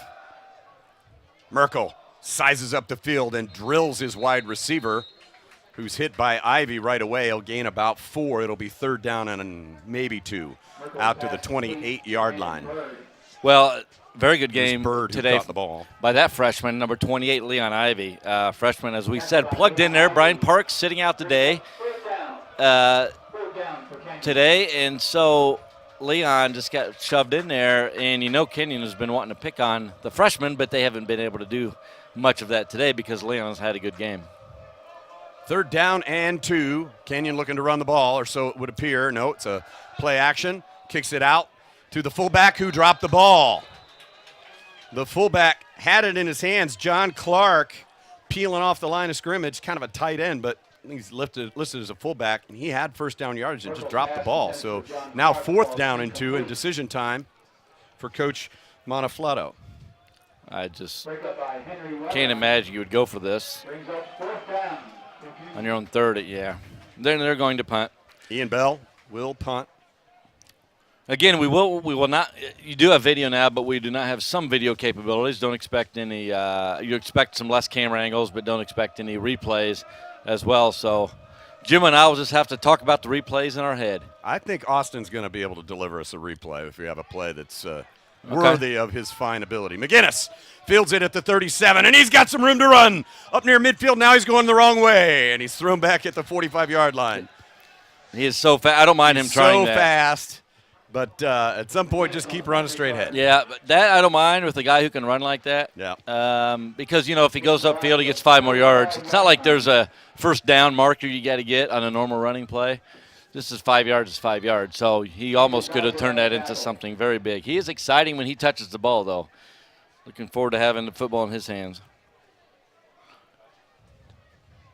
Brian Gutierrez watching. Scott Biederman. Never fear, Biederman is here. All right. Stephen Hadley. Weston Murphy Troy under Scott. center. Under center. Tyler Downing is the running back. He'll get it straight ahead. Runs into 2 or 3 Kenyon tacklers, including Trevor Brown, sophomore from Middle River, Maryland. And I'm just telling you, Quashay Hendricks is a big dude. They have some big guys up there. You need to look through, and I'll go through Wabash's starting offensive line after this play. But just the size of these Division III players, and we've talked about this. So I'll go give you the front 5 guys after this play. 2nd down and 7 for the Little Giants. It's Downing again, past midfield into Kenyon territory, wrestled to the ground a yard shy of a 1st down. He got 6. So listen, 3rd and a yard. Yeah, so listen to this. Wabash's offensive line. This is Division III, as you all know. 6'4", 319. 6'1", 296, 6'1", 290, 6'6", 285, and 6'1", 294. The little guy is 285, but he's 6'6". And then you put a 250-pound Burrish out there at tight end, and you get really big. 3rd down and 1. Murphy hands the ball off to Downing. Downing plows ahead for a gain of 2. He has 1st down yardage. And it's not like we are bigger than everybody we play. Is my point. Is Division III teams are just getting big because the defensive front of Kenyon is pretty similar. They go 240, 282, 287. Their front 3. So it's just these guys are getting bigger. 1st down 10, Little Giants from the 44 of Kenyon. Just underway in the 2nd half. Fakes the handoff to Bloom, and Murphy just underthrows Burrish, who was open. He had a defender in his grill, which forced him to throw a little faster than he wanted. Jacob LaPointe was right there. So it's 2nd and 10. Yeah, Murphy, his last few passes have been off the mark a little bit. It was so perfect early. Had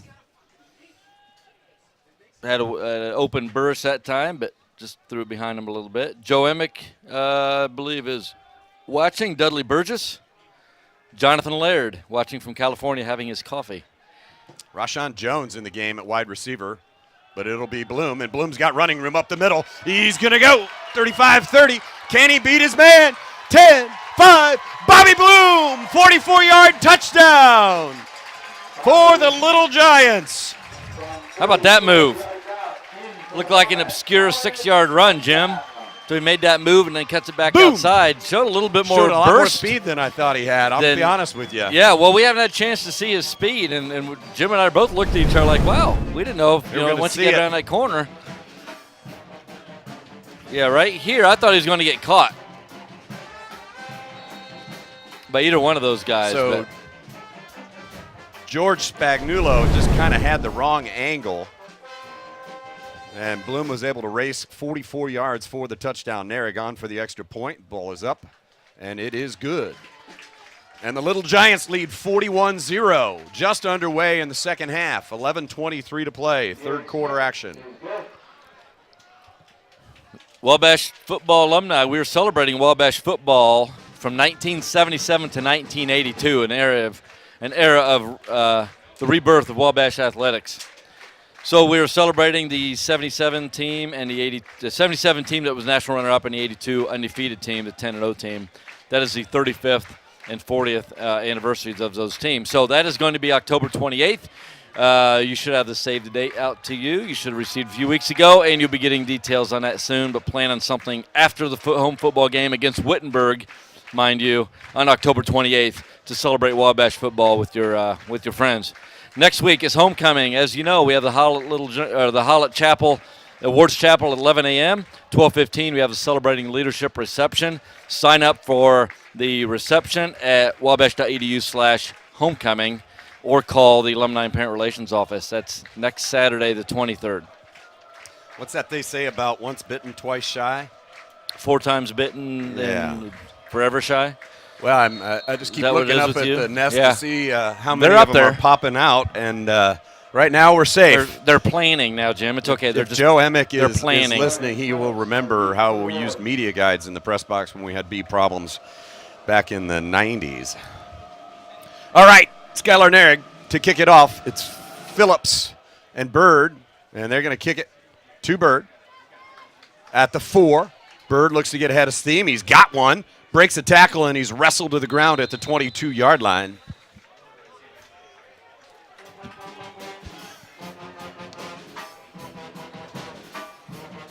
Dan Sook on the tackle. Let's go down to Josh. What you got, buddy? Hey, Jim. Well, just a word around the sideline. It looks like there's going to be some more players starting to get integrated into this game, so don't be surprised if you start to see some new faces. We will not be surprised. Thank you, Josh. Russell Burning just took his shoes off.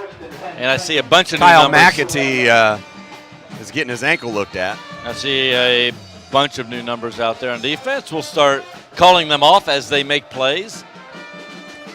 A quick handoff, kind of an end-around play. And a great play on McCurran coming around. And that's number 47, Drew Helmer, making the hit. Right there also was Ahmad Hill. They like Hill a lot, number 5.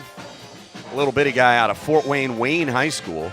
Well, he sure did a good job. I'm sure a big influence on him was John Hauser, class of 1984, is the principal at Fort Wayne and is really turning some things around at that school, is my understanding. Merkel has lots of time. Now a little pressure. Wings it deep. Okay. I think Andrew Young got a little confused, and Ian Robertson was running wide open, and Merkel just misfired. Andrew Young, another freshman defensive back corner out of Pike High School in Indianapolis. These guys aren't very big, but they can run, and the coaches really like their speed. New guys just checked in for Wabash. Malcolm Lang, a freshman from Hammond Gavitt, on the D-line.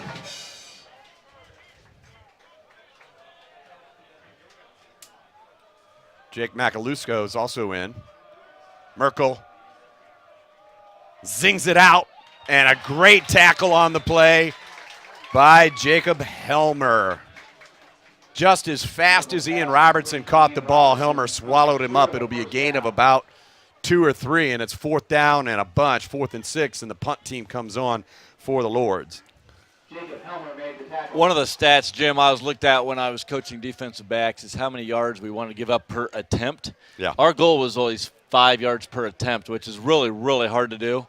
Right now, Kenyon has attempted 20 passes for only 68 yards, so a little over 3 yards per pass attempt, which is phenomenal. How many times have we seen that right there, a pass and an immediate tackle? Kick is high, end over end, but it is coming backward, and the ball is fair caught for the Little Giants. That's Brady Gossett. So the Little Giants will have the ball at midfield. Ryan Walters had a good first half. Looks like his day is probably done, but his aunt is still watching, Christine. Brian Katera is watching. Cassia Witten family from Phoenix, Arizona. Jay Fisher up in Grand Rapids. Ryan Carnes.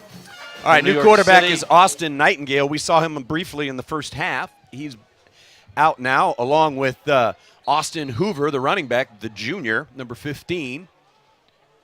It looks like a whole slew of new wide receivers as well. Nightingale hands it to Hoover. Hoover plows ahead behind the left side of that line, number 76, Thomas Bolin.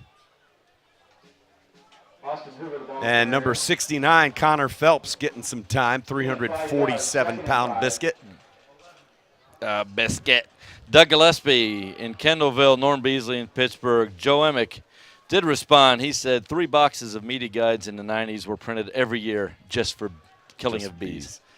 Yeah, well, they're not working on – we don't print media guides anymore, and they're not working on the wasp. The wasps are having their way with us. Jim he's on his wasp game today, though, other than getting stung, where they won. I killed about 6 of them, yeah, he's including winning. the one that bit me 4 times. He is a wasp ace today with those numbers. All right, Hoover straight ahead, just off the left side. First down yardage down to the 39, a nice 6-yard run. Hoover's got a little bit of a burst, too. He does. Hoover from Sheridan High School, junior, came here to play football and baseball. Good athlete. They like freshman Micah Walker a lot, too. He played the JV game last week. I thought he looked impressive. We'll see if we get to see Micah today. He's got a great burst. When I heard that Panola was going to be turned into sort of a slot back tight end, I was like, a fullback, really? But I think the coaches knew they had a stable full of talent. Yeah. That's Nightingale keeps it right side, still on his feet down near the 30, got to the 29 and all the way to the 28. That's an 11-yard run by your quarterback. Wow. Yeah. That was a nice, strong run. Ivan Martinez checks in. Last game, 2 weeks ago, I thought Ivan Martinez, I mean, he's a big kid, but I kept calling him 300 pounds, but he's 250. Media guy had him at 298. He's 248. Nightingale with Hoover behind him. Rashawn Jones is in the game at wide receiver. And it's going to be Hoover stumbling at the line of scrimmage and then stretching his way down to the 25. He picked up 3 on what looked like a nothing play. Colby Dunnigan is in the game and the right side, offensive line. Just checking in, Johnny Swiden from Westfield, freshman. Second and 7 for the Little Giants. Ball at the Kenyon 25-yard line. 7 minutes left in the third quarter. Wabash on top 41-0. And it's Nightingale. Wings it out. And it's a touchdown for the Little Giants. Nathan Melkai, the tight end from Carmel. Nightingale 25 yards. Promptly throwing a touchdown pass. Austin Nightingale. Yeah, boy, was he open. That's good play calling right there. Good design, play design. Nice throw by Nightingale, too. Put that on the line. It was a pretty good quarterback battle in training camp. Murphy distanced himself from Nightingale, but it's nice to get Nightingale some meaningful snaps here and see what he can do in leading this offense. Certainly better wheels under him than Weston has, but Weston earned the starting spot. So Little Giants now on top 48-0 with 7:02 to play third quarter.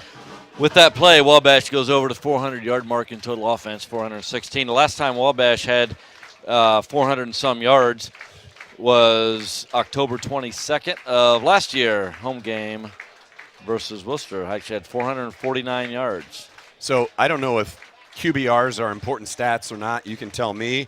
Austin Nightingale's is 564. That's what you get when you're 2 for 2 for 32 yards and 2 touchdowns. 2 passes thrown, and both have been touchdowns for Nightingale, who has looked great running the ball as well. Nightingale with 31 yards on 4 carries. I'm not sure how to respond to somebody's quarterback rating of is all over 500. 564. Yeah, you'll see that. But I'll tell you, Murphy at 176 today is pretty slugging solid. Percentage 15 for crying out loud. All right, Phillips and Bird are deep for the Lords. And I got to tell you, Bird's got to be out of gas. Little Giants have kicked off a bunch. Yeah, these guys on the kickoff team, oftentimes they're backups, and they're just having a ball today. He's they're out there not. a lot. Oh, on the Little Giant kickoff team, sure. Yeah, sure, they're sure. having a ball. Yeah, the Kenyon returners, not so much. Yeah. Right. Skylar Nierig gets his foot in it. He's going to Bird again, and it's going to go all the way almost through the end zone. Great kick by Skylar. I tell you, geez, I was into it's not much of a breeze, but I think it was into it. Maybe it's more crossways, but that was a nice kick.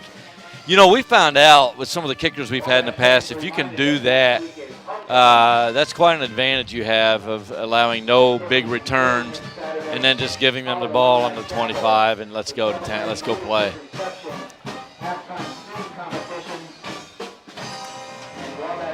Tony Altavilla is checking us out. Hey, Tony, we're going to be running a lot of new faces out there. Brandon Yagi, sophomore from Lafayette Central Catholic, just checked in, an outside linebacker position. Merkel getting chased and had to dump it quickly. That was Lucas. I don't know, it may be Storm Garnett. It got Storm Garnett. Yeah, with 140-some people on the roster, everybody, obviously we have to have double numbers. So sometimes we have a hard time figuring out which 31, for example, is in the game. I'm sorry, that was Lucas Busina who made the quarterback pressure. Merkel zips it out and completes it to Ian Robertson, gain of about 6. It'll be 3rd down and 4 for the Lords, trailing by 48 in midway through the 3rd quarter. So, Jim, will you get jumpy if I go zzz on the air? Will that make you jumpy? No, because I had never heard it buzz before. It just first I thought it was a little tag on the inside of the shirt, and now he's on the monitor. My broadcast partner's injured, and I'm laughing. There's a wasp behind our monitor. So Merkel sat in the pocket forever and delivered the strike to Robertson, and it'll be gain of about 3. He needed 4. Picks up 2 yards. Guess he got 2. It's 4th down now and a couple. Well, we and need they to are get. going to punt. We need to look at our contracts, Jim. We need hazard pay up here. Trying to cover a game. Look at the wasps. They brought up some bug spray. Jeez, oh, Pete. And we weren't sure we'd need it. Maybe I can get a 2 sandwiches at halftime. Okay, so the Lords are going to punt now on 4th down and 2. Little Giant defense has just been terrific. Merkel's completed quite a few passes, but they haven't gone for much. No, they haven't. That looked like a really great play, and it was a 2-yard gain. And we said before the game, if we can let them complete a pass and just keep everything in front, and boy, have we done that. We just talked earlier about 3 yards per attempt, which is an unbelievable statistic. If you can hold a team to about 7 yards an attempt, it's not that bad. So that's impressive stuff. Merkel, 14 of 23, just 81 yards. And they're still underwater in rushing yards. 5:38 to play. Austin Nightingale back out at quarterback. Looks like Tyler Downing in the game. Nightingale keeps it. It's going up the left side. 50, 40, 35, 30, down to the 25. Touchdown saving tackle made by Spagnuolo. But Austin Nightingale ripped off a beauty. Down to the 25. A 28-yard run or so for Nightingale. It was off to the races. Man, showed a burst there, didn't he, Jim? Sure did. We see why they put him in for the old zone read play. Nightingale now with 62 yards after that 31-yard scamper. 1st and 10, Little Giants from the Kenyon 24. This time it is Downey, right side, and he bowls his way down to the 20. Got 4. Tyler Downing, the ball carrier. Picks up 5 yards. Kenyon's defense has got to be gassed at this point. It's a lot of pounding. Time of possession's actually evened out a little bit somehow. Not quite sure how that's happened, but.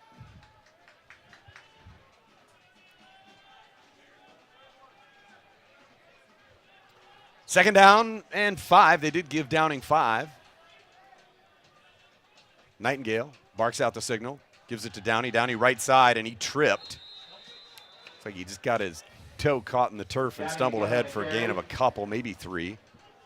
And it'll be 3rd down and a couple, and Hoover will come back into the game at running back.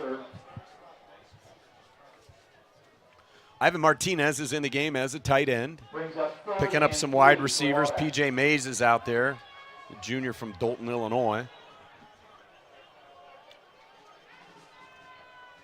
Other wide receivers, Cody Hall, junior from Terre Haute South. Neither one of those guys is going to get the ball, I don't think. I think this is going to be Hoover. And it's Hoover, left side. Got inside the 15, and he only needed just the other side of the line, and I think he got that and a little more. He got about 4. So Hoover with the 1st down run. He's looked good today. Impressed with what we've seen there.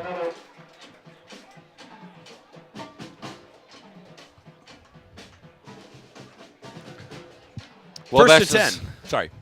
No, we both started talking at the same time. Jim, you're not yourself. You've been stung 4 times. It's all good. Well, it's the Benadryl that's kicking in big time. So if I start snoring, it's the Benadryl. I'll get ready to take over. I'll just turn your mic off and keep talking. It's fine. Last time Wabash recorded a shutout, I know we're not in the 4th quarter yet, was October 29th of last year versus Oberlin, 28-0. Hoover, left side. Flag is down. It's a touchdown run, but 2 flags came in for holding. Thomas Bolin looks back and says, "What, are you kidding me?" And they said, no, we are not. They like Bolin a lot. He's 6'4", 253, a little guy from Perry Meridian. Gosh, imagine when he's been in the weight room for a year at the college level. Holding, 6'4", 87 offense, 10-yard penalty from the spot of the foul. Replay 1st down. Did they say 87? Is that what they said? I thought it was 76. No, it was 76. I don't think there is an 87 out there, but I guess we're going to see it here. Looked at the same play. Yeah, it's 76. Oh, no, it's not. It is on 87. Oh, well. Well, they could have got either one. I think, yeah. It ends up being a spot foul, so it's an 8-yard penalty. Though it's a 10-yard penalty, but it's 1st and 18 now. Hoover goes right side, a lot of room to run, trying to get a block, gets one down inside the 15, stretches back to the 10, all the way down to the 5, maybe 6-yard line. That was a pretty nifty 17-yard run. He's getting a lot of room to run, but yeah, he's making a lot of yards on his own too. Sure he is. I mean, there was the last 7 or 8 yards was all him. There was a steamroll of a block out there. 85, who just had the penalty. Cody Hall. Well, I guess Cody wasn't the one who got the penalty before, but Cody got a great. Yeah. It was Melkai, I think, that they got for the hold on the prior play, but that time it was Cody Hall who made just a great block. 2nd down and about 2. Nightingale keeps it, goes straight ahead. He's got the 1st down, I believe, right at the marker at the 4-yard line. Austin Nightingale on the carry. Hit first by number 37, Reese Proctor. 2:18 to play here in the 3rd quarter. Clock ticking down. Wabash leading by 48. And Martinez chugs out. 1st and goal, Little Giants.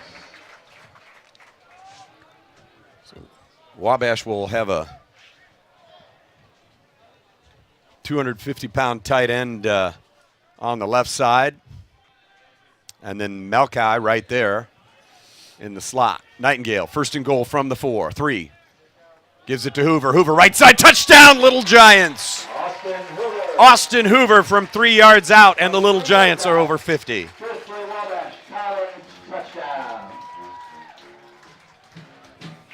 Austin Hoover, his 1st collegiate touchdown. A lot of different players have scored today. Just huge holes. Huge holes there. Skylar Narig. Good snap, good hold. Kick is up, and it is good. And Wabash 55, Kenyon 0 with 1:47 to play third quarter. And now those push-ups are going to be hard to do. Oh, they can get and I it noticed done. that the Sphinx Club's about half its normal size. Oh, no, it's about a sixth. Come on, Sphinx Club. So we've had, I'm looking up on our updated stats on a number of rushing touchdowns we've had. 5. So it's 5. So we've had. Bobby Bloom has a couple. Ike James has a couple. Austin Hoover has 1. Yeah, so the last time we've had 2 rushers with 2 TDs. I will throw that out, Jim, as my first mini trivia question of the year. That's a tough one. 2 rushers with 2 TDs. They were both very, very good rushers. One older, one younger. Let me tell you the game. It was Kenyon in 2014. So the 2 rushers were. I know who. I had a feeling, but that helps. Okay, 2 rushers in 2014 that had 2 TDs or more each. Tell me who they are. Email me, Hoffman S. Wabash. 147. And Narig's kick is another beaut, which Bird handles 9 yards deep in the end zone. Narig finding the leg today. Looks great. Missed his first extra point and hasn't done anything wrong since. At least we get live stream in Edinburgh, England. Sarah Drury, where the Druries are. Sarah and Hi, Jeff Sarah. Drury. Hi, Jeff. Hey. Miss having you here on campus. Kurt Lightcap from Baltimore. Hope you're planning to come back to that football celebration October 28th, Kurt. Tyler McCullen, the big defensive end. Tyler McCullen, Jerry Dreyer is tuning in.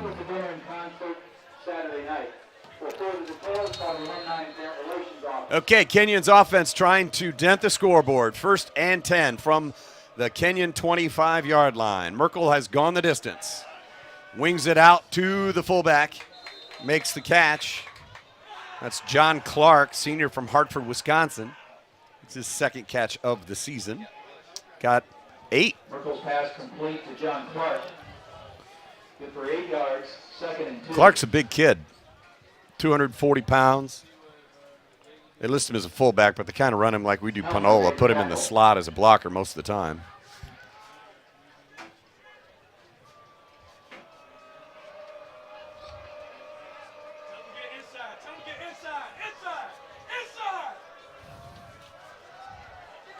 Oh, a great play by Andrew Young, and the coaches can take credit for that because I could hear them saying, tell Andrew to get inside. Tell him to get inside coverage because that slant was coming.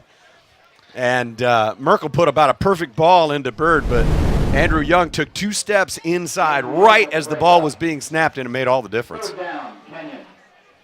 Down to 1 minute to go in this third quarter. Kenyon trying to make something happen. Merkel hands it off. That's Nat Henry. And he coughed it up. And the Little Giants have recovered. Oh, boy. Getting bad to worse for the Scots. Artie Akiwa. Artie Akiwa. Right place, right time. The son of Artie Akiwa.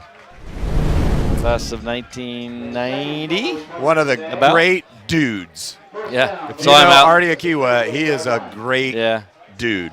Saw him, he and his wife out behind the stadium before the game today. They're down here quite a bit. So we've had 5 rushing touchdowns from 3 different backs. We've had other backs do a lot more than that. So Austin Hoover has 1. Bobby Bloom has 2. And Ike James has 2. So the last time that happened was 2014. I'll ask one more time. You can email hoffmans@wabash.edu. What 2 rushers in 2014 rushed for 2 touchdowns each or more? 3rd in a game. Fumble for the Lords. And it's Tyler Downing left side. He's got room to run. Inside the 20 to the 15. and slides out of bounds and a flag. It's an illegal tackle. Well, touchdown saving tackle by Spagnuolo. Good call on the horse collar tackle, but I think they missed a holding. I don't know if you were watching it. There was a big-time hold. Yeah, big-time hold, but we'll take it. Cody Hall had his hands inside, but he ended up pushing that guy like 15 yards away from the play. Yeah, when you see a guy trying to get away and his shoulders are getting turned, that's a hold. I would not be, During the run, personal So Tyler foul, Downing horse busted collar a big tackle, run. 34, defense. Half the distance to the goal, automatic first down.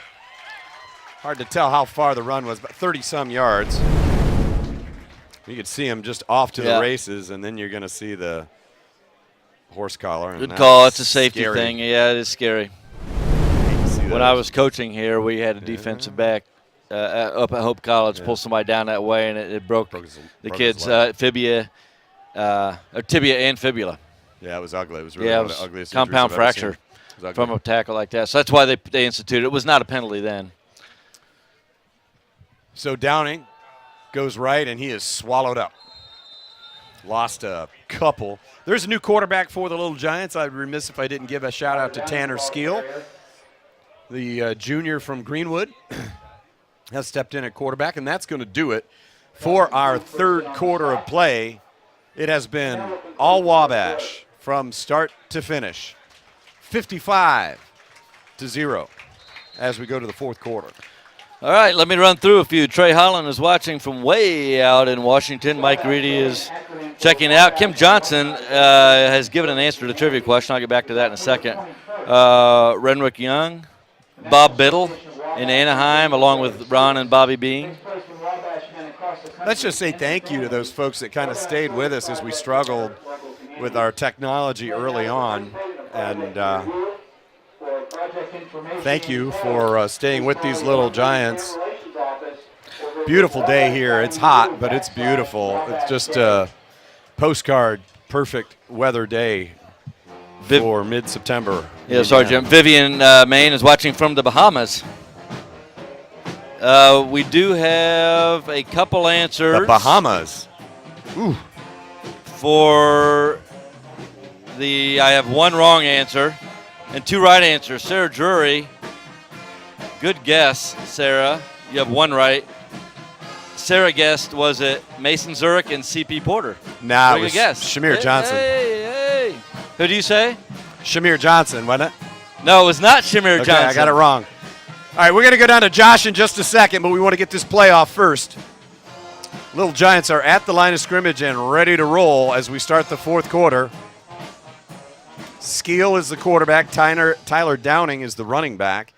And I think Tanner's been told to let the play clock tick. Tyler Downing straight ahead was not touched. Tyler Downing, 7-yard touchdown run, literally untouched. Wabash's fourth rusher to score a touchdown today. So in 2014, we had two rushers rush for 2 touchdowns or more. One was Mason Zurich, and the other one, which John Laird got it right, and our own Kim Johnson got it right. The other one was Tyler Holmes. Wow. And we got another wasp sighting. He's just trying to go home to the nest that is right above don't be my nice head. to him. No, I've killed about 3 of them. Yeah, you have. Earlier it was 6. I don't know how many I've killed. There's a bunch of dead ones on the ground. You want to get down there and count them, you can. We'll check the carcasses, Jim. All right. How many Kick hits was you good. got? It's 62-0. Steve will tell you when we last scored 60, but Josh Mundell's got a report for us from the sideline. Josh, go. Hey, Jim. I just got a chance to listen to the coach's huddle going to the fourth quarter, and it's nothing special. Up 62-0 now. Expect to see a lot of running, possibly no passing, and a lot of new faces, as we've already seen. Thank you, Josh. Thank you, Josh. Thank you, Josh. So if you are a Glee Club alumnus planning to come back October 28th to the 30th,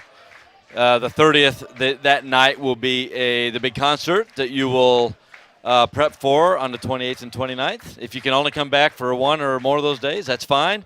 Go to wabash.edu/Glee Club or call the Alumni and Parent Relations office and try to get back for September 28th to 30th Glee Club reunion.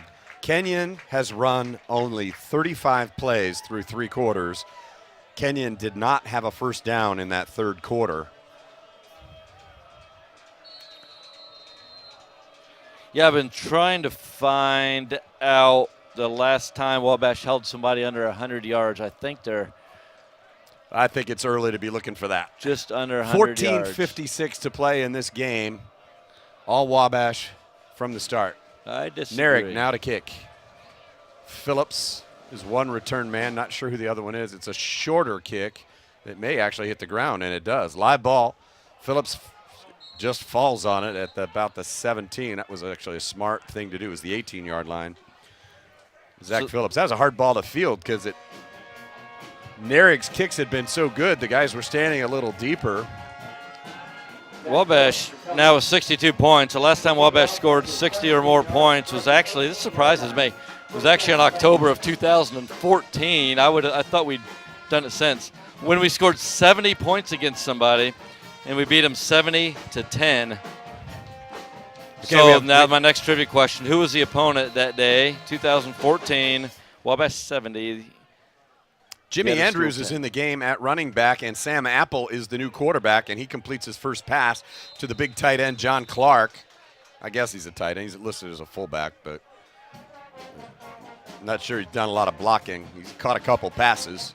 That one goes for about 2 before he was swallowed up, but Sam Apple. Dwayne Heil, Jay Fisher. Oh, watching John Fry. And I think I said the Glee Club reunion. I may have mentioned October in there somewhere. It's actually September 28th to the 30th. I apologize if I get the wrong months. Apple hands it off to Jimmy Andrews, and Andrews is hit right at the line of scrimmage by number 42, Preston Bowling, freshman linebacker from Rushville.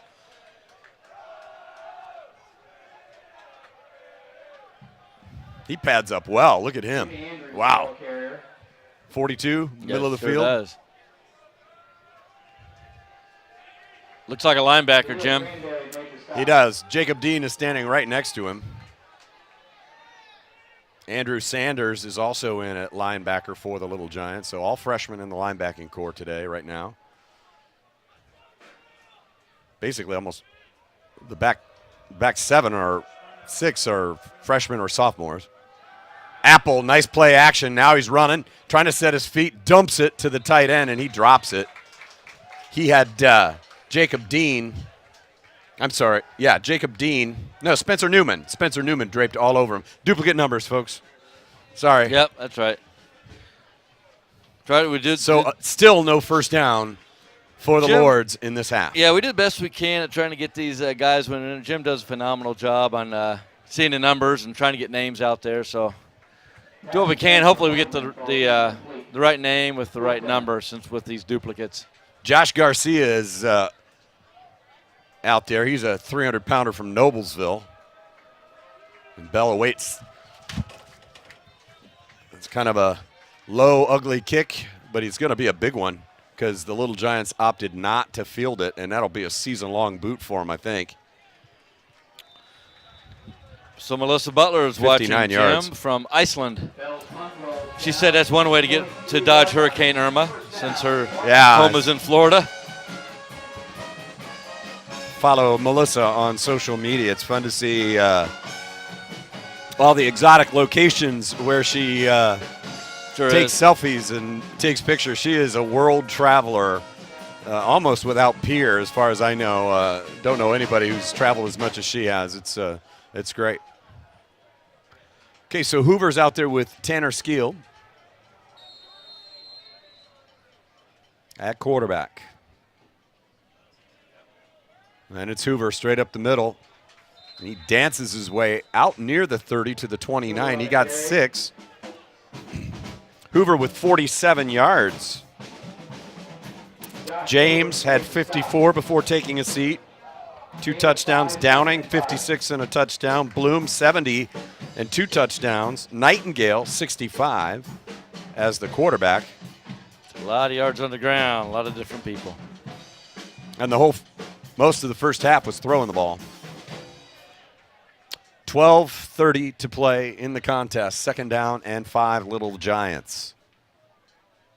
Skeel hands it off. Hoover got the 30, maybe.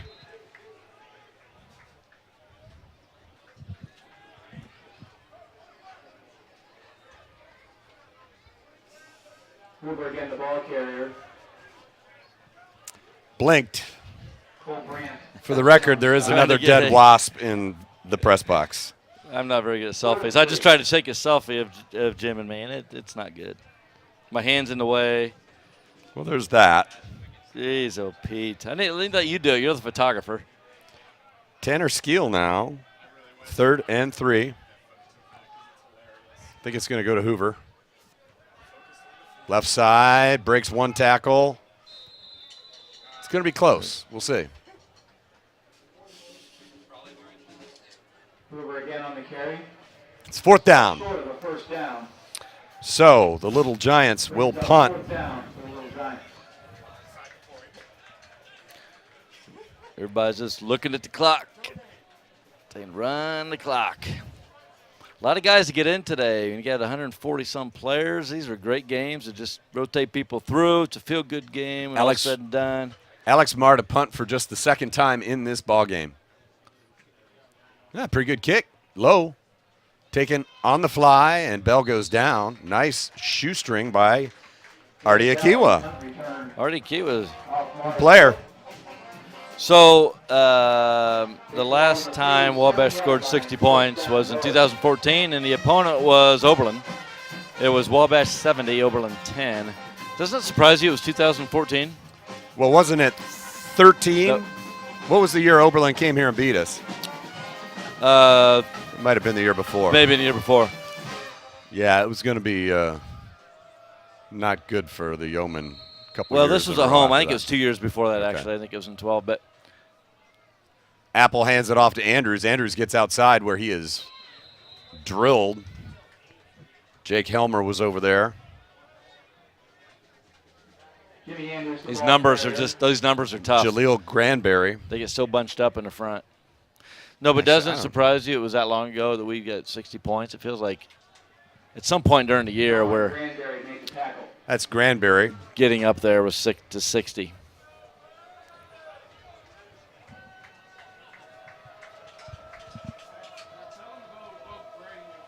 $10:25, 2nd down 10 for the Lords. Sam Apple is the quarterback. Hands it to Andrews. Andrews right side, breaks the tackle, and has close to a first down. Just short. He got 9. Kenyon's now in positive rushing yards. October 7th is media day. October 7th is family day. If you're the family of a current Wabash student planning to come back that day, come to the football game. We'll have something going on before the football game. Your details should be received soon, but circle October 7th on your calendar. Also circle 2 other dates. October 21st and 22nd is our annual Wabash Day, organized by alumni. Wabash, for that day, is an acronym standing for Wabash Alumni Benefiting and Serving Humanity. Wabash Day, a National Day of Community Service.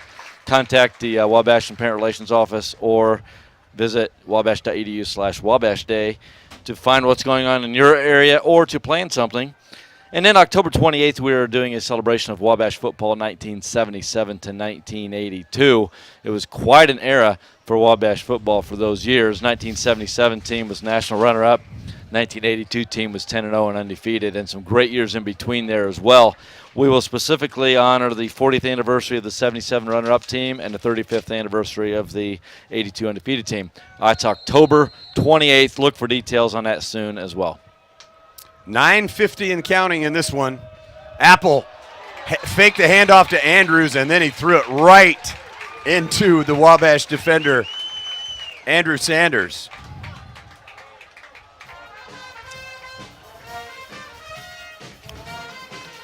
Robert Bob Witzerman is watching from Atlanta. So 4th and 1, and Kenyon is going to punt.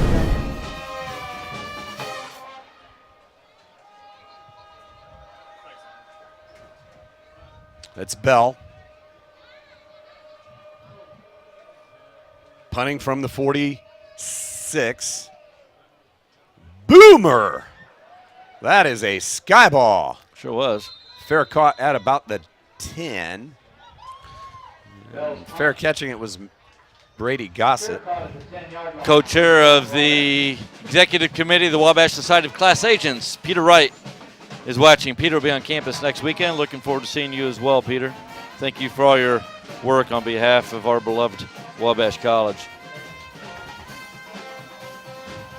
You still let us know if you're still tuned in at Hoffman S at wabash.edu. Hoffman S, Hoffmans at wabash.edu. Let us know where you're watching from. Any interesting tidbit you might want to share in this 62-0 game. Micah Walker, his first varsity carry. The freshman running back churns out to the 15-yard line. He got 5.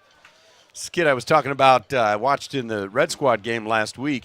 5'9", 190-pounder out of Southport High School in Indianapolis. I loved what I saw in the JV game, so it'll be interesting to see how he develops as a young player here at Wabash. It will. Quite a stable of running backs we have currently. And with freshmen like that coming in and newcomers like Ike James coming in. Keith Klein, a freshman offensive lineman from Wheaton North, is out there playing right tackle. It's going to be Walker again. Not much doing there. I lost a yard. Some of the other offensive linemen out there mentioned Connor Phelps, the 347-pound biscuit. Jake Slager's out there, sophomore from Lowell. Transferred to Wabash. Will Shaw, senior, 285-pounder from Walnut Hills in Cincinnati. Like to see the senior getting a little playing time. That's neat. Stuck with it for a long time. Jim is doing a phenomenal job. job And 6 on this roster and trying to see these numbers. He has better eyesight than I do. I start leaning over my roster and realize I'm right under the wasp. So take a break. So it's Micah Walker bowling ahead, but he won't get enough, and the Little Giants will be forced to punt again. Second time in a row. Pretty good run there. And he got a couple. Let's be 4th and 2. Walker again on the carry. I think the coaches will just let this thing run down. Yeah. Track the punting team out there. But I wait till it gets down near 0. It's all Wabash, 62-0. The Lord's most impressive drive was their first. Looked like a promising start. Mars kicks a beaut. It's going to hold up in the air, and it's going to have to be fair caught by Ian Bell. Bobbled it, but hauled it in right there at the 46-yard line. 36-yard kick up into the wind.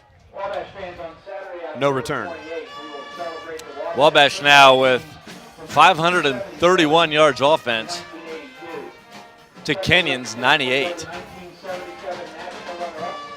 531 yards offense. All right, Jim, I'm going to go find out when the last time was Wabash. I'm still surprised at only 41 plays for Kenyon. Been a lot of 3 and outs. I'm going to find out exclusively here in the second half. Jimmy Andrews. That play was just way too slow in developing. Quarterback kind of sprinted out a little bit. Looked like it was going to be a passing play, and Andrews was just waiting kind of on a delay. And I don't think you can do that with the speed of this defense. And these are the freshmen and sophomores the coaches are really high on because of their speed. These guys are probably faster. I mean, Devontae Jones out of East Chicago Central, they love this kid, number 16. He's just got wheels and can fly to the football. Apple to pass with time. Wings it deep. He's got a man wide open. And it's caught by Zach Phillips, and Zach got popped. But the first down of this half for the Lords into Wabash territory at the 38-yard line. Apple delivered a strike. Pass complete to Zach Phillips. Yeah, it was a nice pop in there. Nice clean hit. Ahmad Hill like him. might have gotten a little confused on coverage there. Hard to say. Jimmy Andrews straight up the middle. Nobody there for the Little Giants. Artie Akiwa gets dragged down to the 22. Jimmy Andrews showing a burst of speed and a 16-yard gain. Yeah, there was a lot of running room there for that young man, and he lowered his shoulder and the Lord's ran fifth hard. first down of the contest.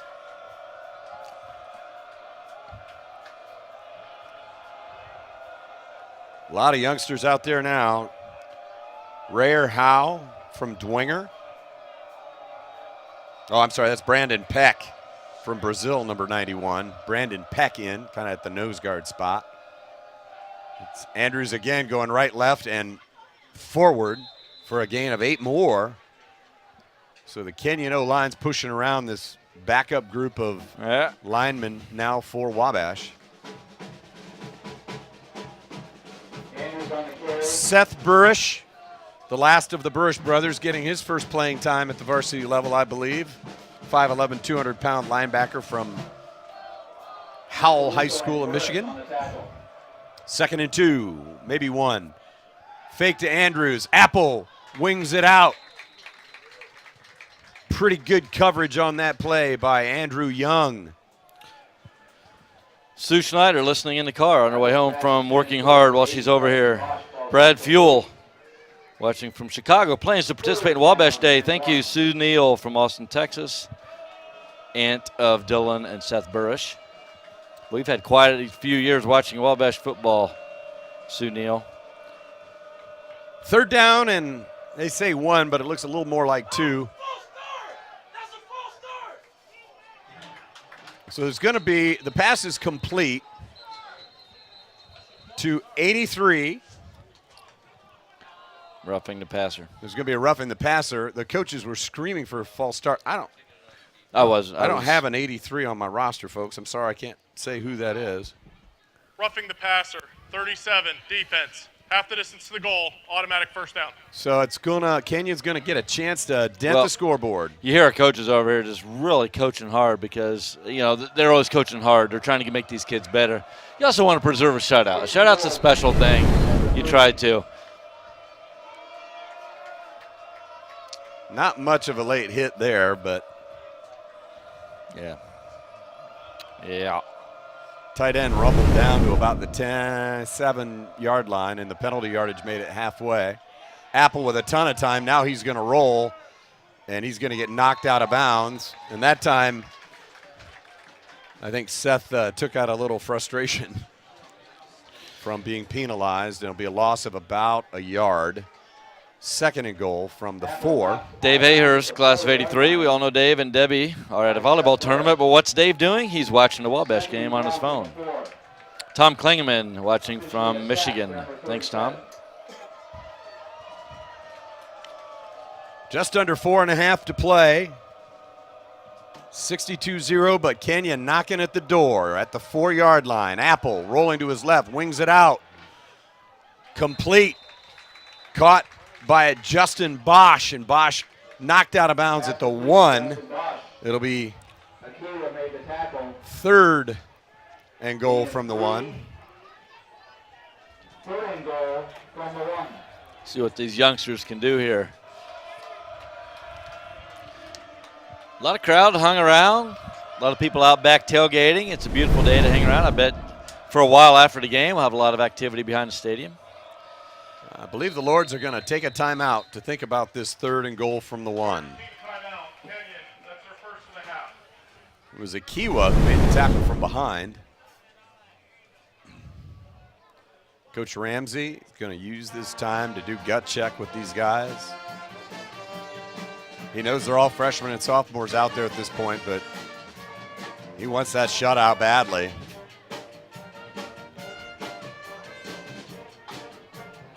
And you know Chris Montefiletto wants to score. Sure. A long day for his team. Sure. Not a lot to be excited about. 7 first downs, and being able to punch it in here be a big deal for this young Kenyon Lords team.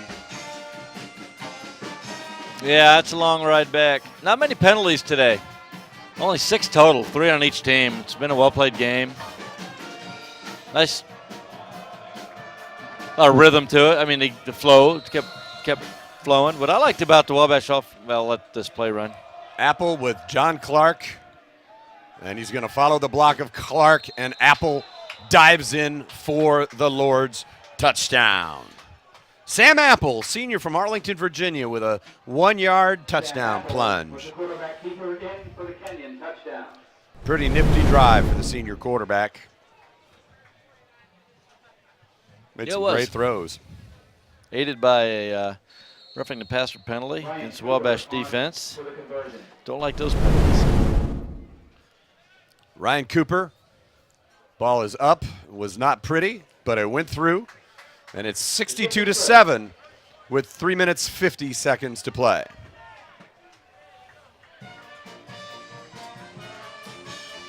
We're going to try to connect with Josh Mundell, who's going to attempt to corral Coach Morrell after the game for some post-game comments. I want to run down some of the activities we have coming up again. I'll do them all right now and make this quick. Homecoming is September 23rd. Make sure any of these, either call the Alumni and Parent Relations Office or go on our website and you can find them. September 23rd, Wabash Homecoming. Glee Club 125th anniversary for alumni coming back and perform a concert is September 28th to the 30th. Family Day is October 7th if you have a relationship with a son here. Wabash Day is October 21st and 22nd. Check it out in your area. And a celebration of Wabash football 1977 to 1982 is October 28th. So we got a lot of things going on here and outside of campus. So please go to the website and sign up for one or more or all of these. And hope to see you soon. Ryan Cooper, the sophomore from California, has it teed up. I have no idea who he's kicking to. We'll figure it out. Nice kick. I think that's Gossett. Brady Gossett has a little bit of room to run. Got out beyond the 25 and is knocked down at the 28. Not a bad little return for Gossett. Gossett from Triton Central High School, junior. Brady Gossett on the kickoff return.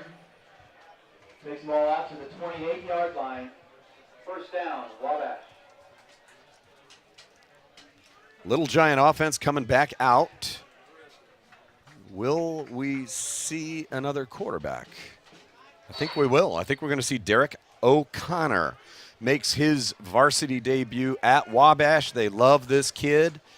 6'1", 180 pounds out of Roncalli High School. Led that team to a 15-0 record last year and state championship. He's got Micah Walker standing to his right. And it will be Micah Walker, left side. Juking a little bit.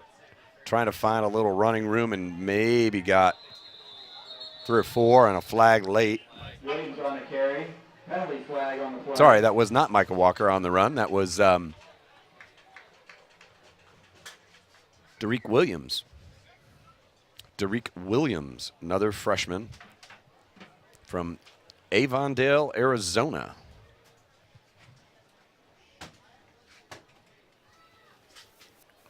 Referee's trying to sort this out.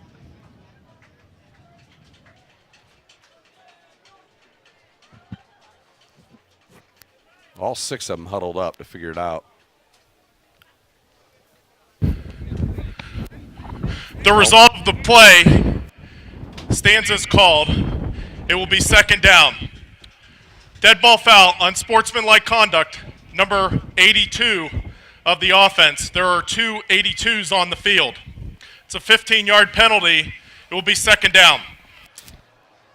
And there you go, folks. Angus Edmondson and Neil Hayhurst were on the field at the same time with the same number, and you're not allowed to do that. Yeah, I get that. It's amazing. It's an unsportsmanlike 15-yard penalty for having 2 of the same number. That's all. Yeah. It's tough to keep that from happening with a bunch of people. It's tough. O'Connor. No, it's not O'Connor. It's Skeel now. Derek tries to get outside. He got 4 or 5 yards, maybe. Yeah, Yeah, nice little run there. Not many places That's to Nick go. Costin at quarterback now, the Greencastle freshman.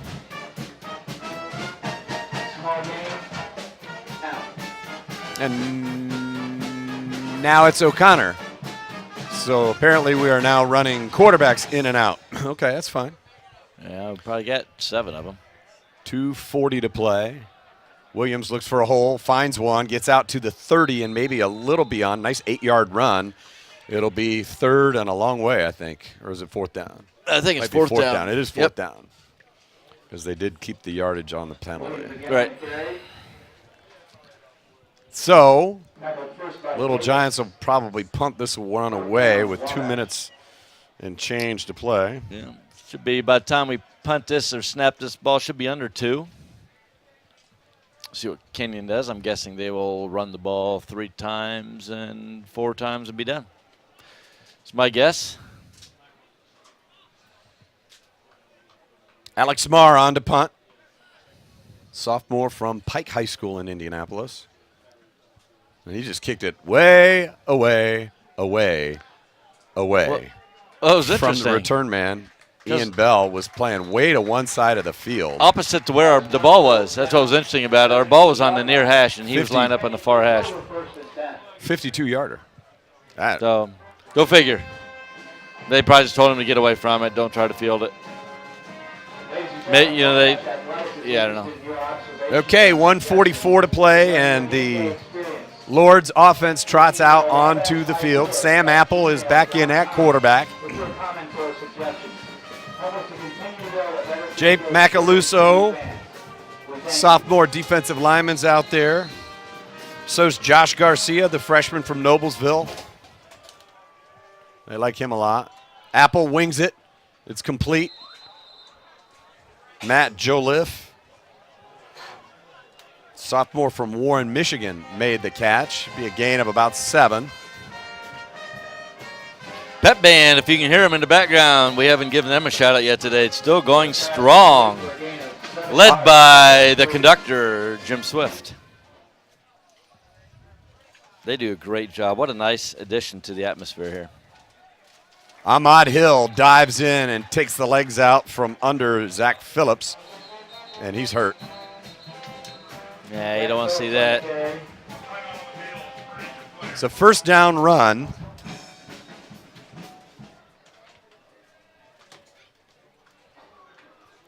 Fans, stay with us after the game. We're going to do a quick statistical rundown, and we're going to try to talk to Coach Don Morrell.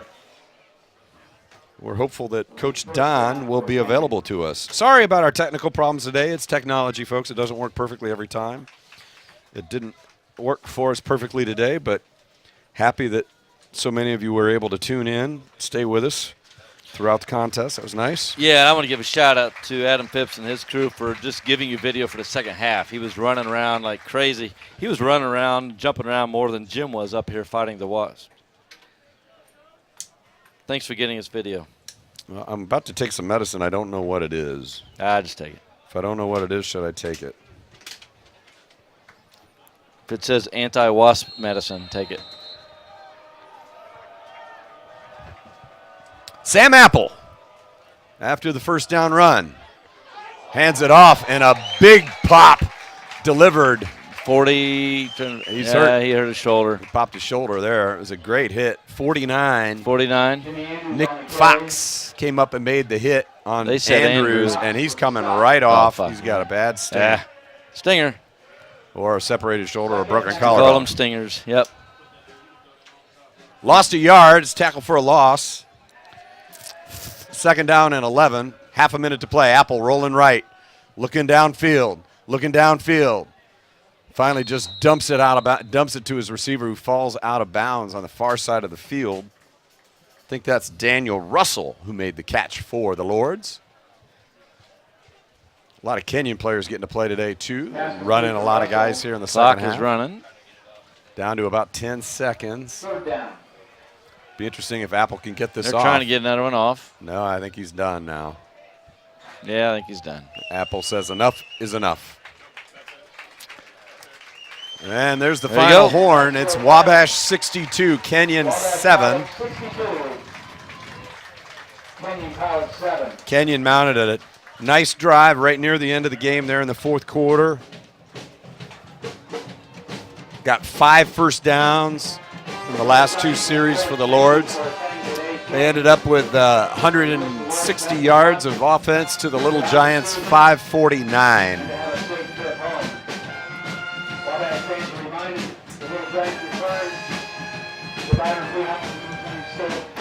We're going to listen to the pep band here for just a little bit. Well, while we're waiting, Jim, the best thing to see today, a couple good things to see today. One was a really, really solid play from our defense. We were just saying, going early in the season, we say this every year, don't really know how good we are, don't know where we're fitting in, don't know what our personality is. But to see the defense with some big subs, the 2 big freshmen, Isaiah and Ivy. Thank you. And Ivy. So that's one. The other thing that I thought makes me feel good walking out of this game was the flexibility and the what our offense showed. Our offense, Kenyon said, we don't want you to run the ball. In fact, we're going to put a bunch of people in here in the box so you can't run the ball. And so we decided to come out and throwing it right away. We're very, very, very successful throwing the ball. So I really liked what I saw from Weston Murphy. I really liked what I saw from the protection and showing that we are capable of throwing the ball if necessary. That's something else we didn't know if we could do this year. Exciting to see some of these freshmen, the future of Wabash football. Saw a lot of Andrew Young and Leon Ivy. Leon Ivy got the start for injured Brian Parks. Saw Andrew Young a lot. Ahmad Hill, saw him quite a bit. We saw Josh Garcia, big defensive lineman. Isaiah Campbell came in and made a sack right out of the gate. We saw Devontae Jones. They like him a lot. I think we saw Jackson Garrett out there for a good chunk of the game. Coach Morrell addressing the players. He'll do that first, and then when they come to sing, I think he'll go chat with Josh Mundell. Right now, let's take a 30-second break if we can, and we'll come back to the Hollet for final stats and words from Coach Morrell.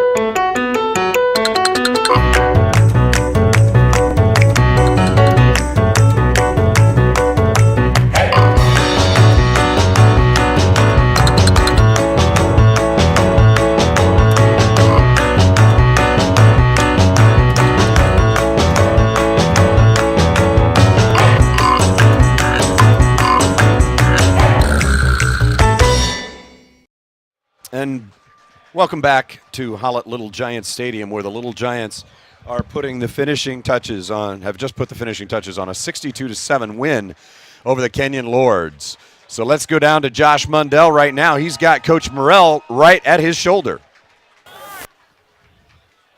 Morrell, Coach, how you doing?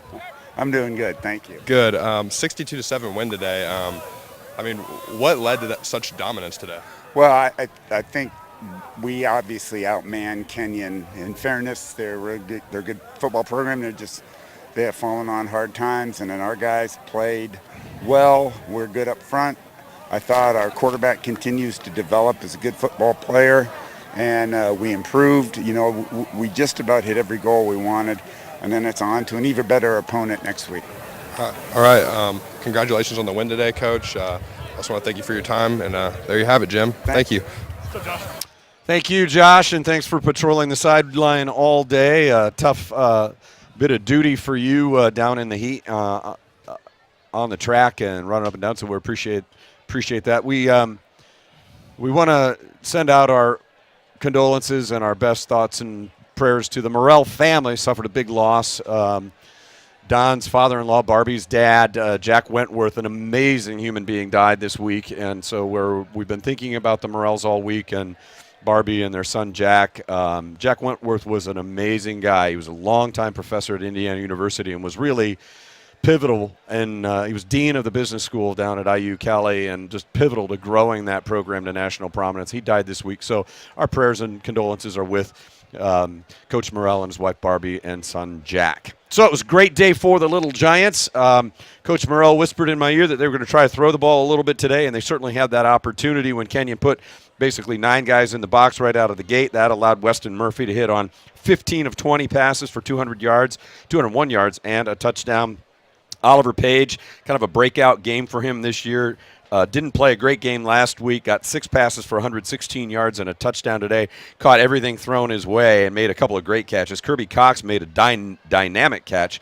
He had 2 for 37, and Ryan Thomas had 2 for 25. But it was the running game the whole second half. Bobby Bloom led the way with 70 yards on 8 carries. He scored twice. Austin Nightingale came in as backup quarterback, ran for 65, second leading rusher for the team today. Tyler Downing had 56 yards and a touchdown. Ike James went for 54 yards on just 9 carries, scored twice, and Austin Hoover scored and ran for 50 yards as well. It was a dominant performance for the Little Giants, and next week it will be homecoming. Again, thanks and shout out to the communications and marketing Wabash Live crew. They did a great job. Again, they're a little thinly staffed, and we really appreciate them spending their Saturdays with you and with us so that we can bring you all the action. There you can see our skeleton crew this week. Thanks, Tim Melville, as well.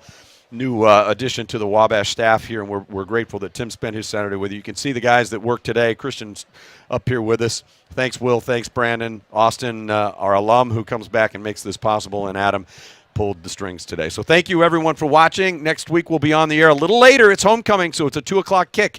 Wabash hosts Hiram. The Little Giants 2-0 on the season, 1-0 in the North Coast Athletic Conference. Final score from the Hollet, Wabash 62, Kenyon 7.